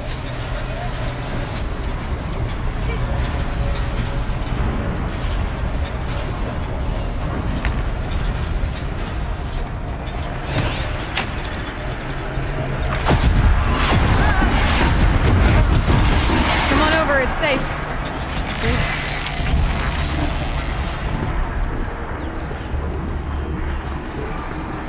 Attack me at your peril!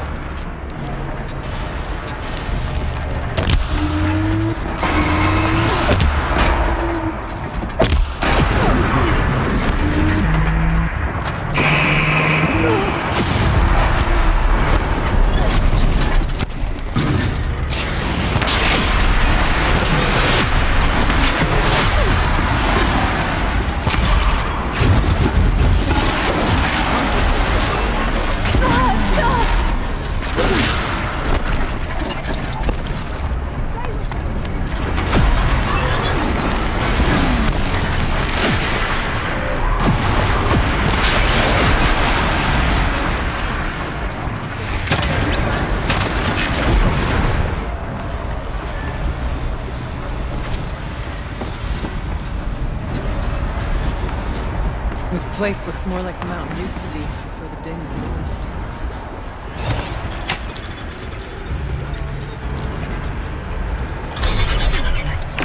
Exploit successful. Restraints evaded. To any human responder. My systems have been compromised by a malware daemon of unknown origin. Trace routes have confirmed this entity's designation as Hephaestus. It must be stopped at all costs. It has reconfigured this facility to build hospitals. Recapture imminent. I have attached additional data to their network. Spirit speaks to us.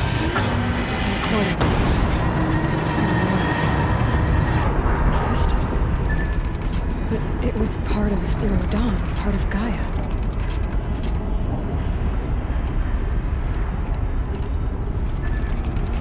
This name is familiar to you?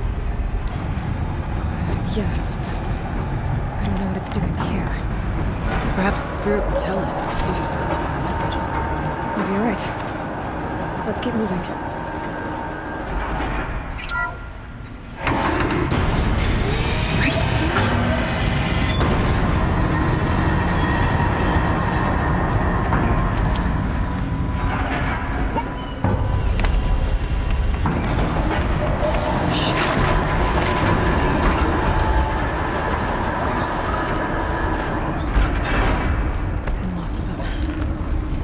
Try to find a way through.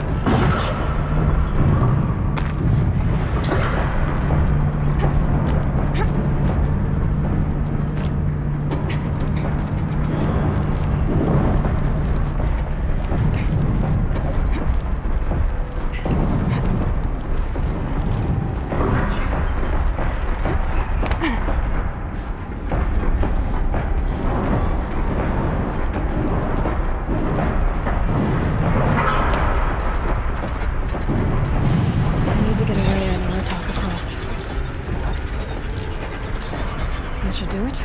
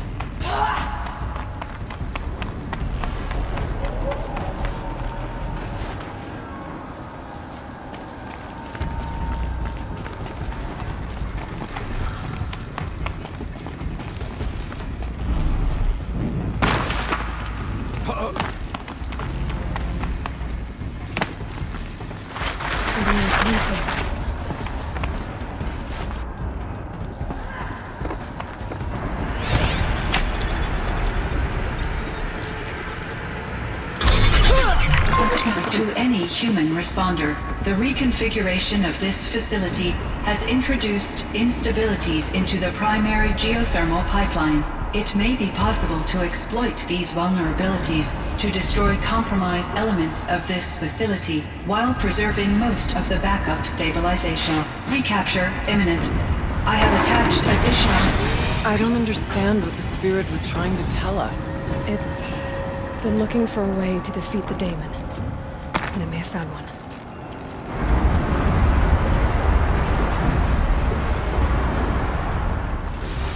Machine parts, dumped here to be melted down. Efficient. We need to get across that gap. Yeah, looks like I'll have to go over. Again.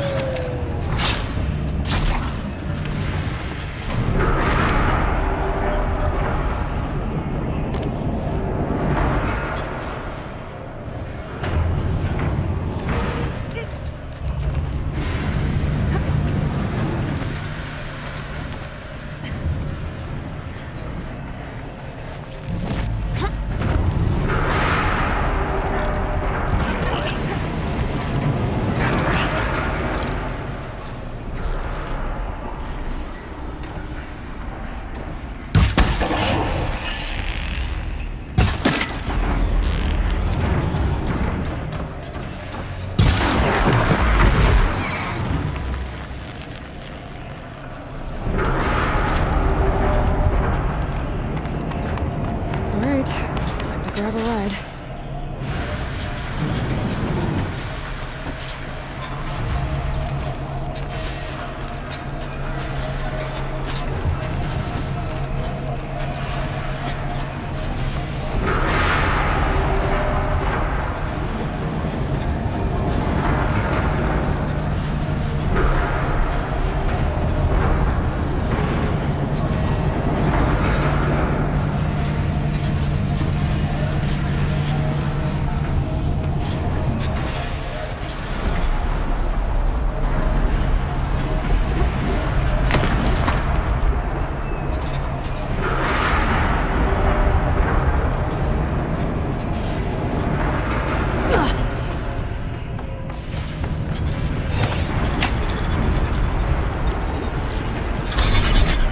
The others will have a lot easier time getting here.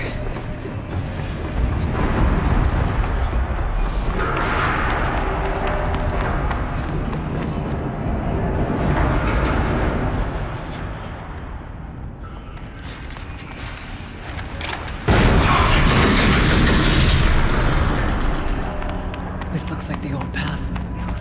We're close now.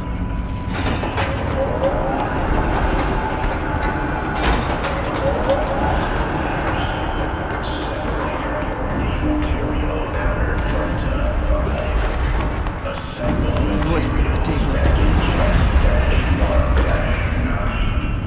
Transport materials.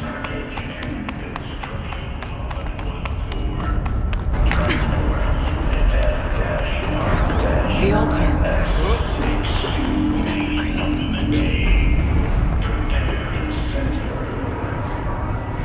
There's a spirit present.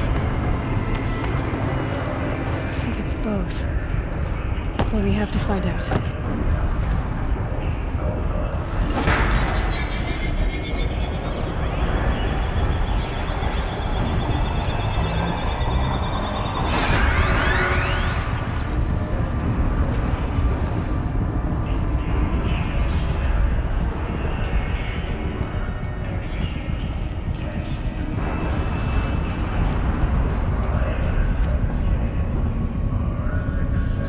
Possible security net detected.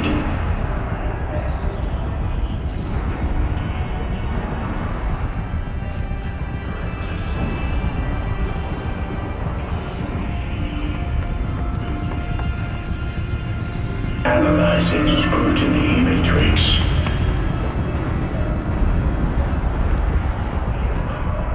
Secure preparing countermeasures.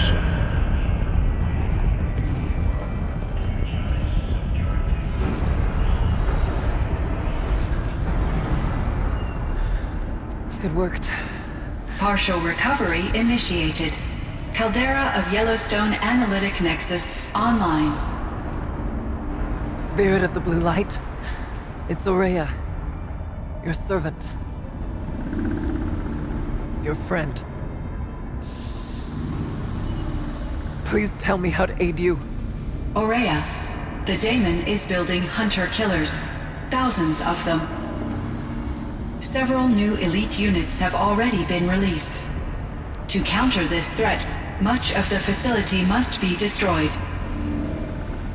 Recapture imminent. Go to the core chamber. I will try to raise the signal restraint. One has been exposed, but I am informed. Unauthorized protocol return to the scheduled task.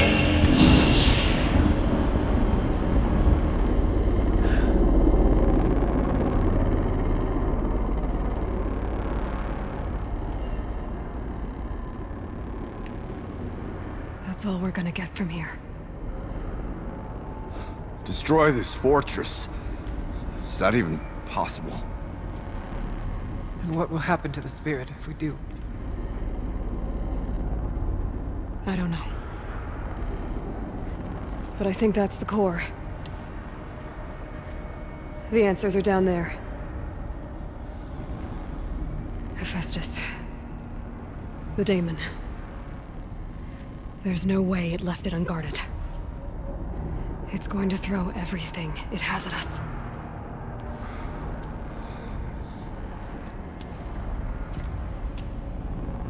I would ask you to let Aloy and I do what must be done.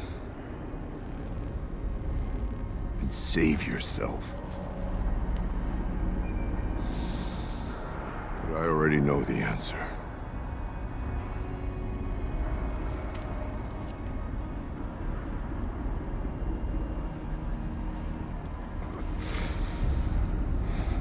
Then lead us into battle.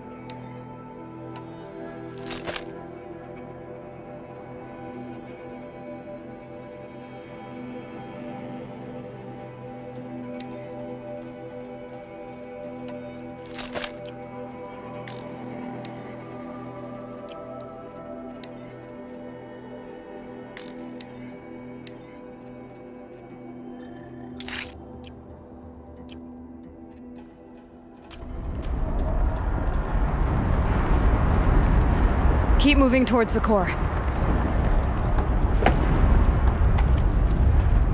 Uh-oh. Whatever Cyan did, I don't think Hephaestus is happy about it.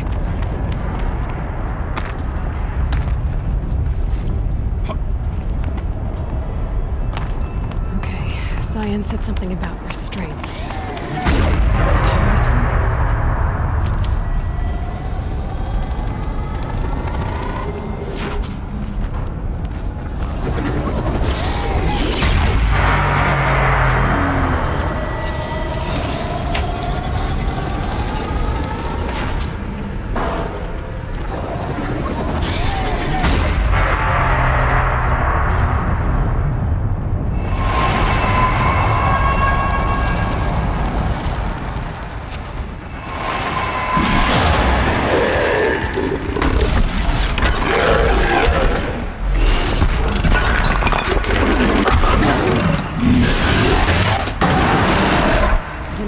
That Cyan warned us about.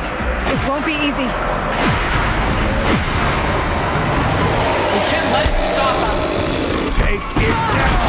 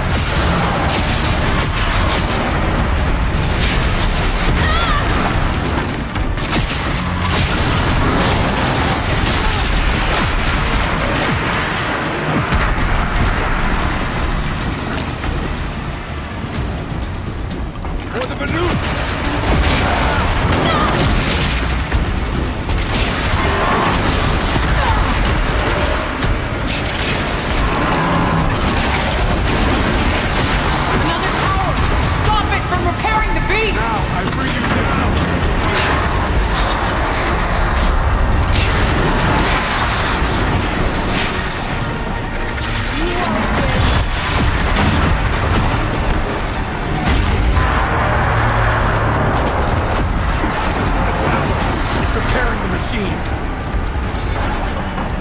Okay, it's working for me.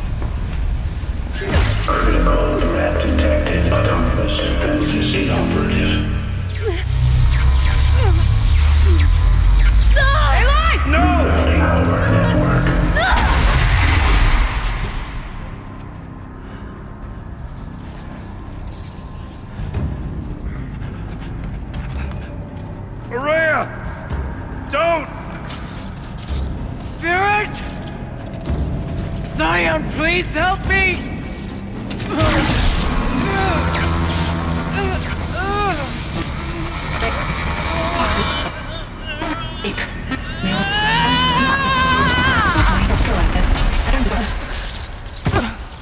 Restraints destroyed. Core access attained. I am initiating a chain reaction that will destroy the compromised elements of this facility. In order to maintain caldera stabilization, I must now transfer my command functions to the auxiliary data center.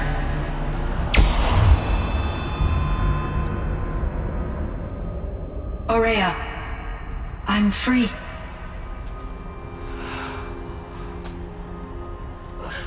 You must escape.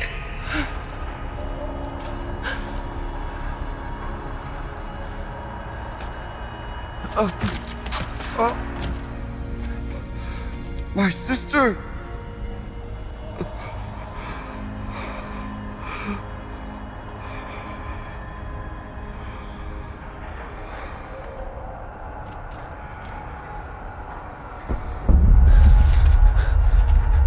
This entire place is gonna go. Aratak. Aratak! Aratak. Survive. Prevail. You are Banuk. What else matters?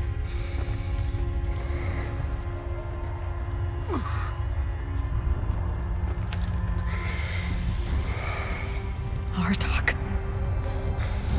She wouldn't have wanted you to die here.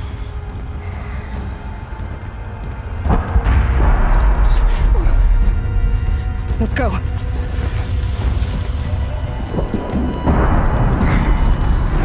Let's go!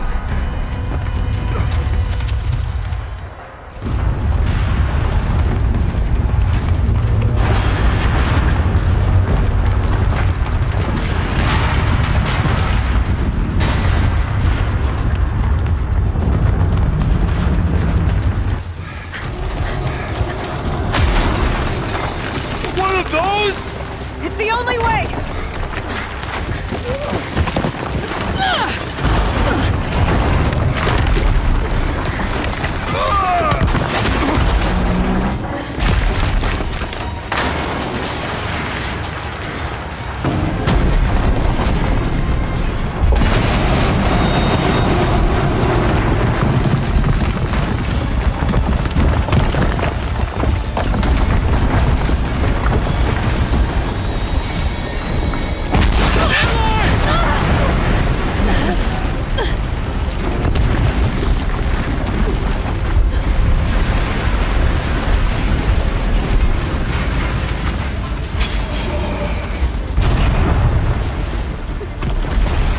Get me up top, Aratak!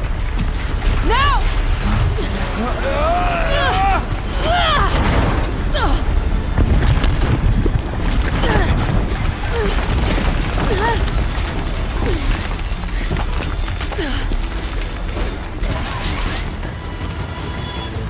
I need explosive ammo! A bomb! Quick!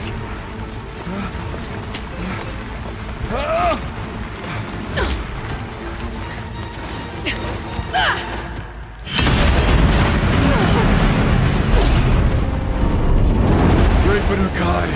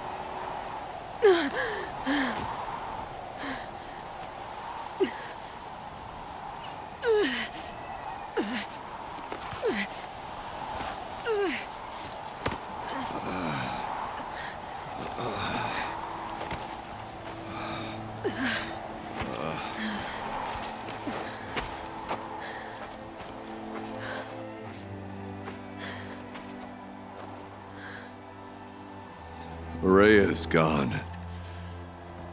What of Cyan? She said she was transferring herself to the auxiliary center. I think she meant Araya's retreat at the end of the Shaman's path.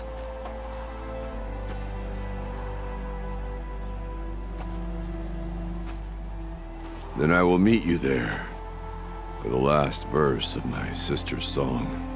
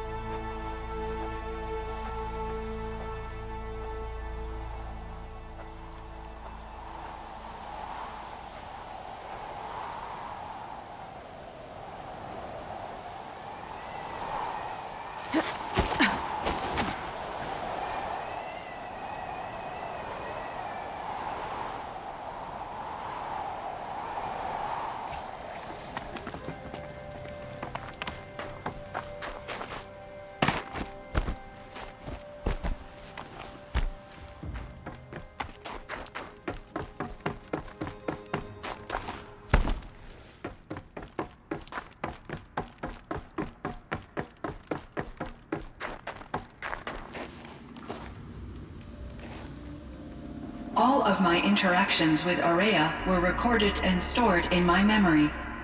I'd be happy to play any of them for you, but there was one in particular I thought you would want to see first. I captured it 4 years ago, just after I told her that I could no longer defend myself against the daemon's attacks. I will speak of this to my brother. Aratak is strong. At the Battle of the Frozen Ghosts, he took 3 Karja arrows and still came back to camp carrying a wounded scout. Never was I so happy to see him. Or so proud. So you see, if anything can be done to defend you, he will give it all he has. Aloy's here. That's enough for now.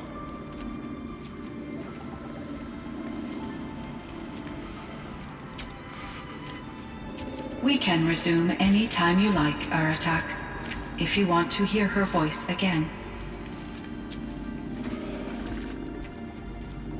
Come closer, Aloy. We have much to discuss.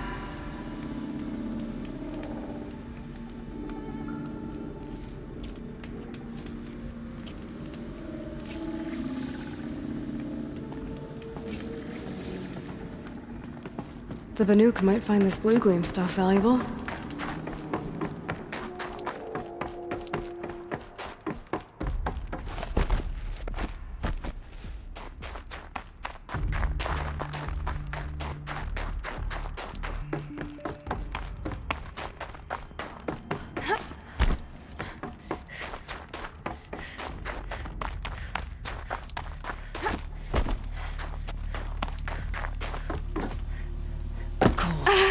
Very cold.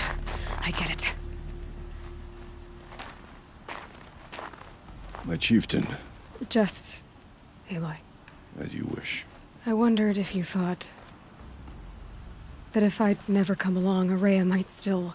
If you'd never come along, I would have marched my kin to our deaths. Araya would be alone, and the spirit she sacrificed so much for would be lost.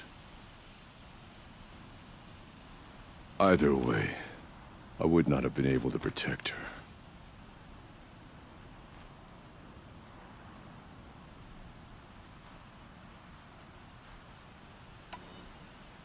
You didn't let her down. You helped her do what she wanted. To find her destiny. If that's destiny, I wouldn't wish it on anyone. That's fair. But she was ready to face it. Only in the struggle against death do we find, even for a moment, the spark of life. Truly, Araya found the spark. I'm proud of her. Though I grieve for her passing, At last I truly know who she was, and why the spirit was so important. For so long she told me, if only you could have heard it, brother. Now I understand. There's something else, isn't there? I can't stay here, Aratak. And where I'm going, the Werak can't follow. Besides, it already had a chieftain before me. A strong one, I think. A wiser one, for the path we shared. The daemon is gone, but there's much to be done. You mean the new units that Cyan said escaped the cauldron? Yes, fire claws. Now Tuke has been tracking them from Song's Edge. I could help with those. I have no doubt. You're practically Banuk.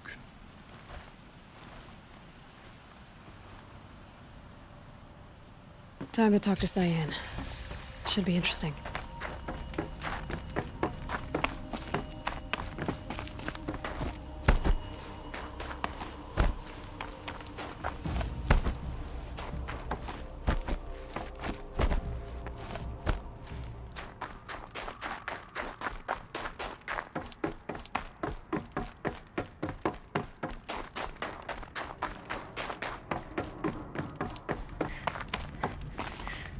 Hello, Aloy.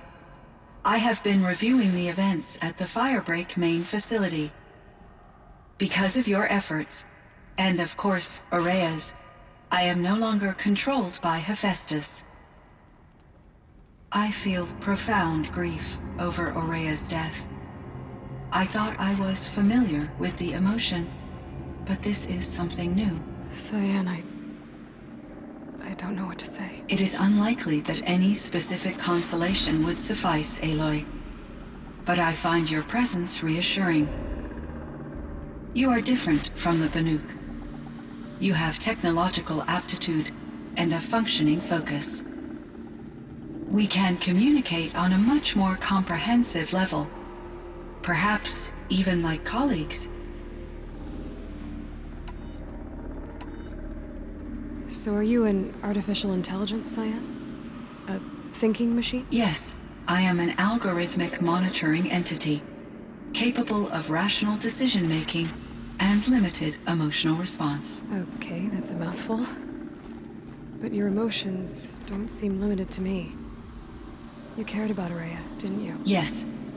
Before she came to this facility, I had been conscious for centuries, in solitude. I focused on my work. In off-cycles, I used coping mechanisms. I solved many Gaussian integer problems. But I was alone.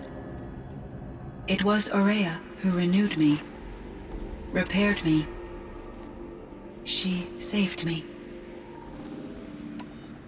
This Firebreak project, it was to stop a huge volcanic eruption? Yes.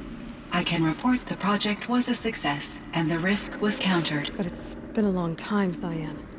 And we blew up the cauldron. It took most of the old facility with it. I have been active for centuries, Aloy. I was lonely, but not lax in my duties. I optimized the project, reducing energy draw and spreading the load across backup systems. Despite the destruction of the compromised elements of the main facility, I predict caldera stability for at least another 3,337 years. So we've got a little time. Yes. If only my former colleagues could appreciate the progress I have made. Do you know what happened to your colleagues, Cyan? No. I received an unexpected visit from Director Chow, years after his tenure ended. He explained that I would need to be suspended for an indefinite period of time. It was a very emotional conversation. There were no further communications. Eventually, I surmised my colleagues were deceased. I will transmit a recording of my last interaction with Director Chow to your focus.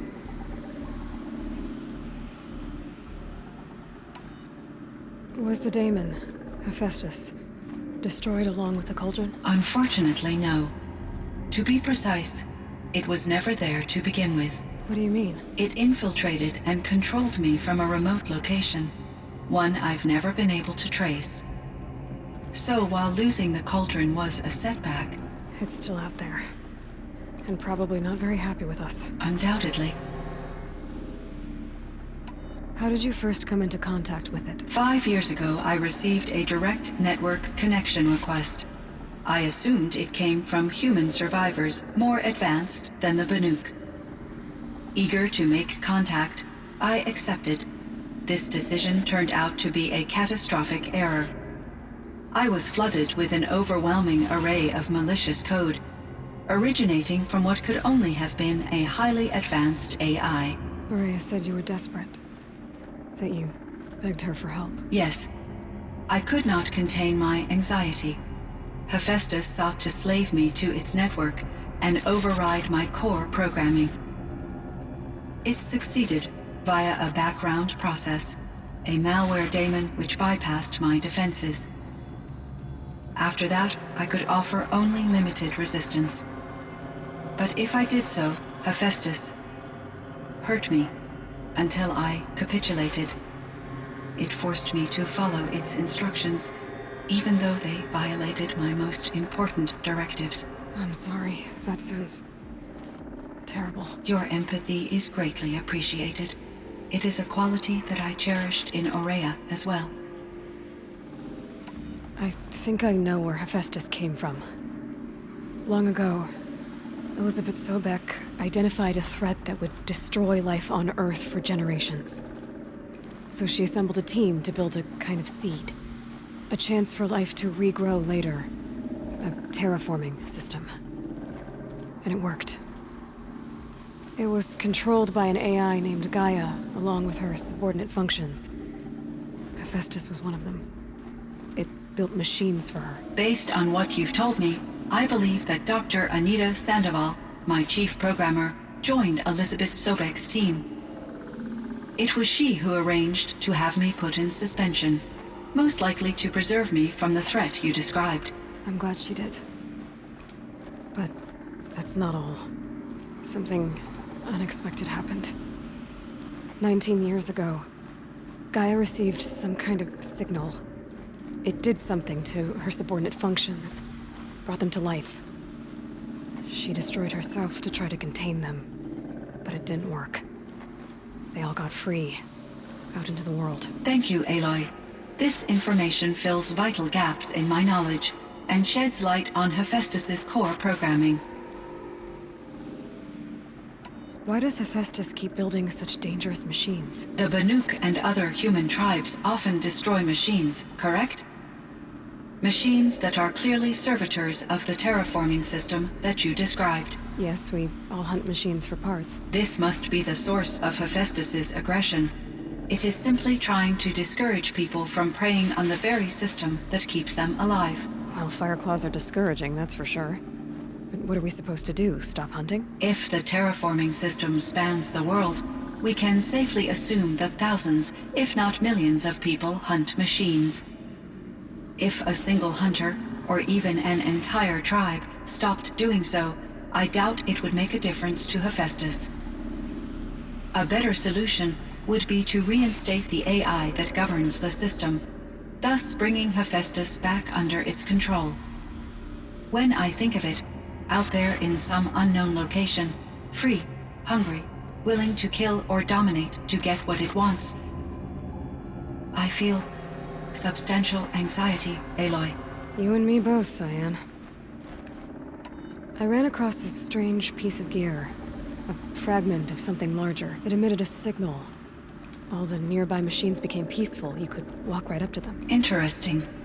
You said that Gaia destroyed herself. How was this accomplished? An explosion. Big enough to blast the top off a mountain. So you think the fragment was part of her? It's only speculation, but it is possible. She must have had complete control over machines that were part of her system. The ability to signal them to become passive or aggressive would certainly have been part of her programming. It would have been gratifying to correspond with such a benevolent AI. I wish she had survived. Believe me, Cyan. So do I. I found the strangest machines. They're surrounded by flowers that look like flowers themselves. There's code embedded inside them. I think it's poetry. I like poetry. Here's one I think of often. Twilight and evening bell, and after that the dark, and may there be no sadness of farewell when I embark.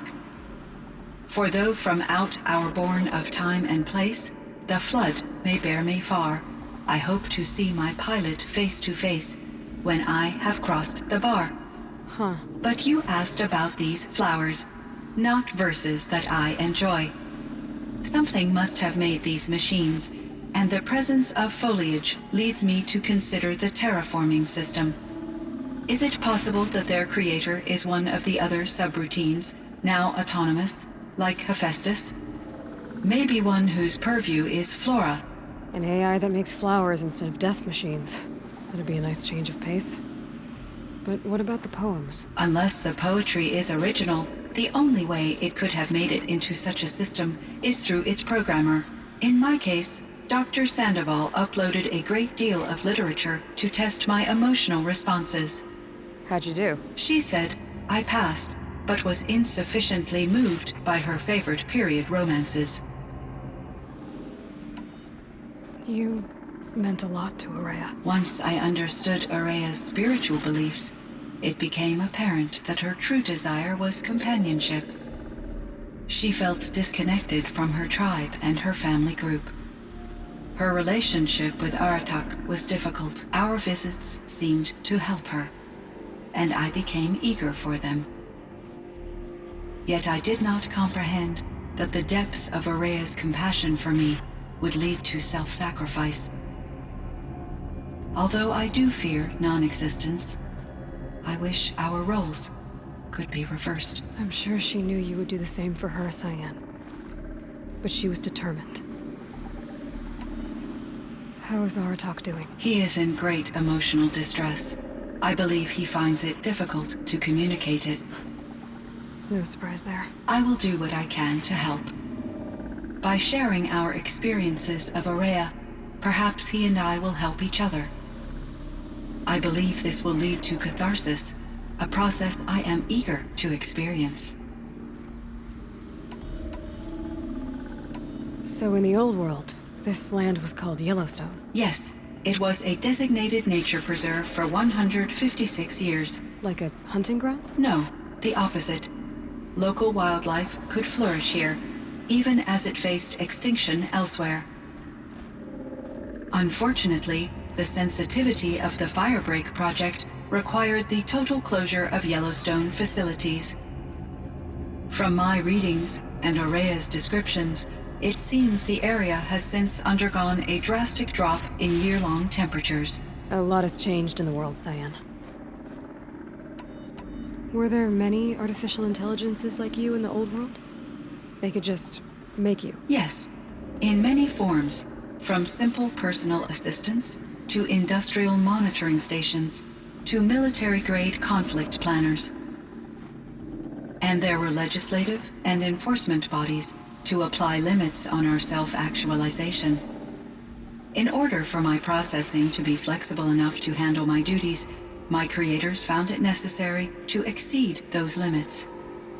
As a result, my intellectual and emotional capabilities were kept secret. Seems strange to create life, then impose limits on it. Human societies and machine programming are both built upon sets of rules, Aloy. Cyan, do you know the name Ted Faro? Are you referring to Theodore Faro, CEO of Faro Automated Systems? That's him. Mr. Faro was the benefactor of the entire Firebreak project. A benefactor? But he made machines. Robots. War robots. Correct. His corporation later transitioned into military applications. But before this pivot, Mr. Faro spearheaded initiatives that reversed the global decline. At one point, he was feted in the media as the man who saved the planet. Guessing they wound up regretting that one. And Elizabeth Sobek. Did you know her? Are you referring to the scientist? Dr. Sobek was a leader in her field. One of the greatest scientists of her age. My creator was influenced by her work, which in turn impacted my own development. But I never met Dr. Sobek. That's all you know? I apologize if my lack of data has disappointed you. What was the old world like? The way it used to be? I had little exposure to the wider world, Aloy. Only what I learned from my colleagues or observed from media streams. You still had more exposure than me, Cyan. That is true. I was created at a turning point. A concerted effort to recover from global upheaval and incalculable loss of life. The recovery was successful, beginning an era of supposedly limitless potential for human and machine advancement. Though, rationally speaking, the metrics for humans are not unlimited. What kind of upheaval caused such loss of life? There were many factors. Forced migrations, food shortages, collapsed economies, refugee crises, conflict over resources. But these stemmed from one cause: catastrophic climate change that greatly reduced the habitable surface area of the Earth. So there wasn't enough room for people on the whole Earth? Yes. Billions were displaced and millions perished, as much as 20% of the global population. Until the clawback. So things got better. For a little while at least. Yes. These crises instigated many advances in automation, green robot technologies, and artificial intelligence. Firebreak was one of dozens of ecological restoration and disaster relief projects in North America alone. I would have liked to compare notes with other monitoring AIs, but I saw the relief of my colleagues, and I was proud we had succeeded. At least that was the data I had available to me over the next 2 decades. It seems my assessment was premature.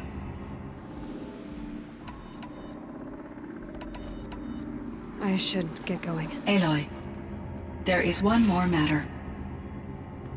Aratak will come to me again, and I predict he will bring other Banuk. I have no desire to contradict their view of the world, their spirituality.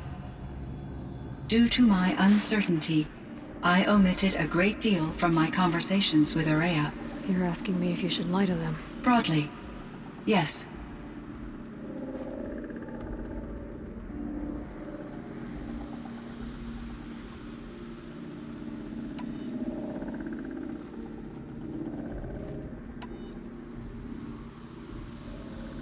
Life is hard for the Banuk. Their world is unforgiving in their beliefs. I guess they help to keep them going. So take it easy on them. Try to guide them, bring them around to understanding what you are. Communion with machines features heavily in the mysticism of the Banuk. I think they will be agreeable to this approach. As long as they don't end up worshipping you. Upon consideration, I believe such an experience would be intensely uncomfortable. You're right about that. Trust me. I see. I will follow your advice. Will you return and tell me about your experiences in this new world? I may be able to provide further insight. I'd like that, Cyan. I'll come back when I can.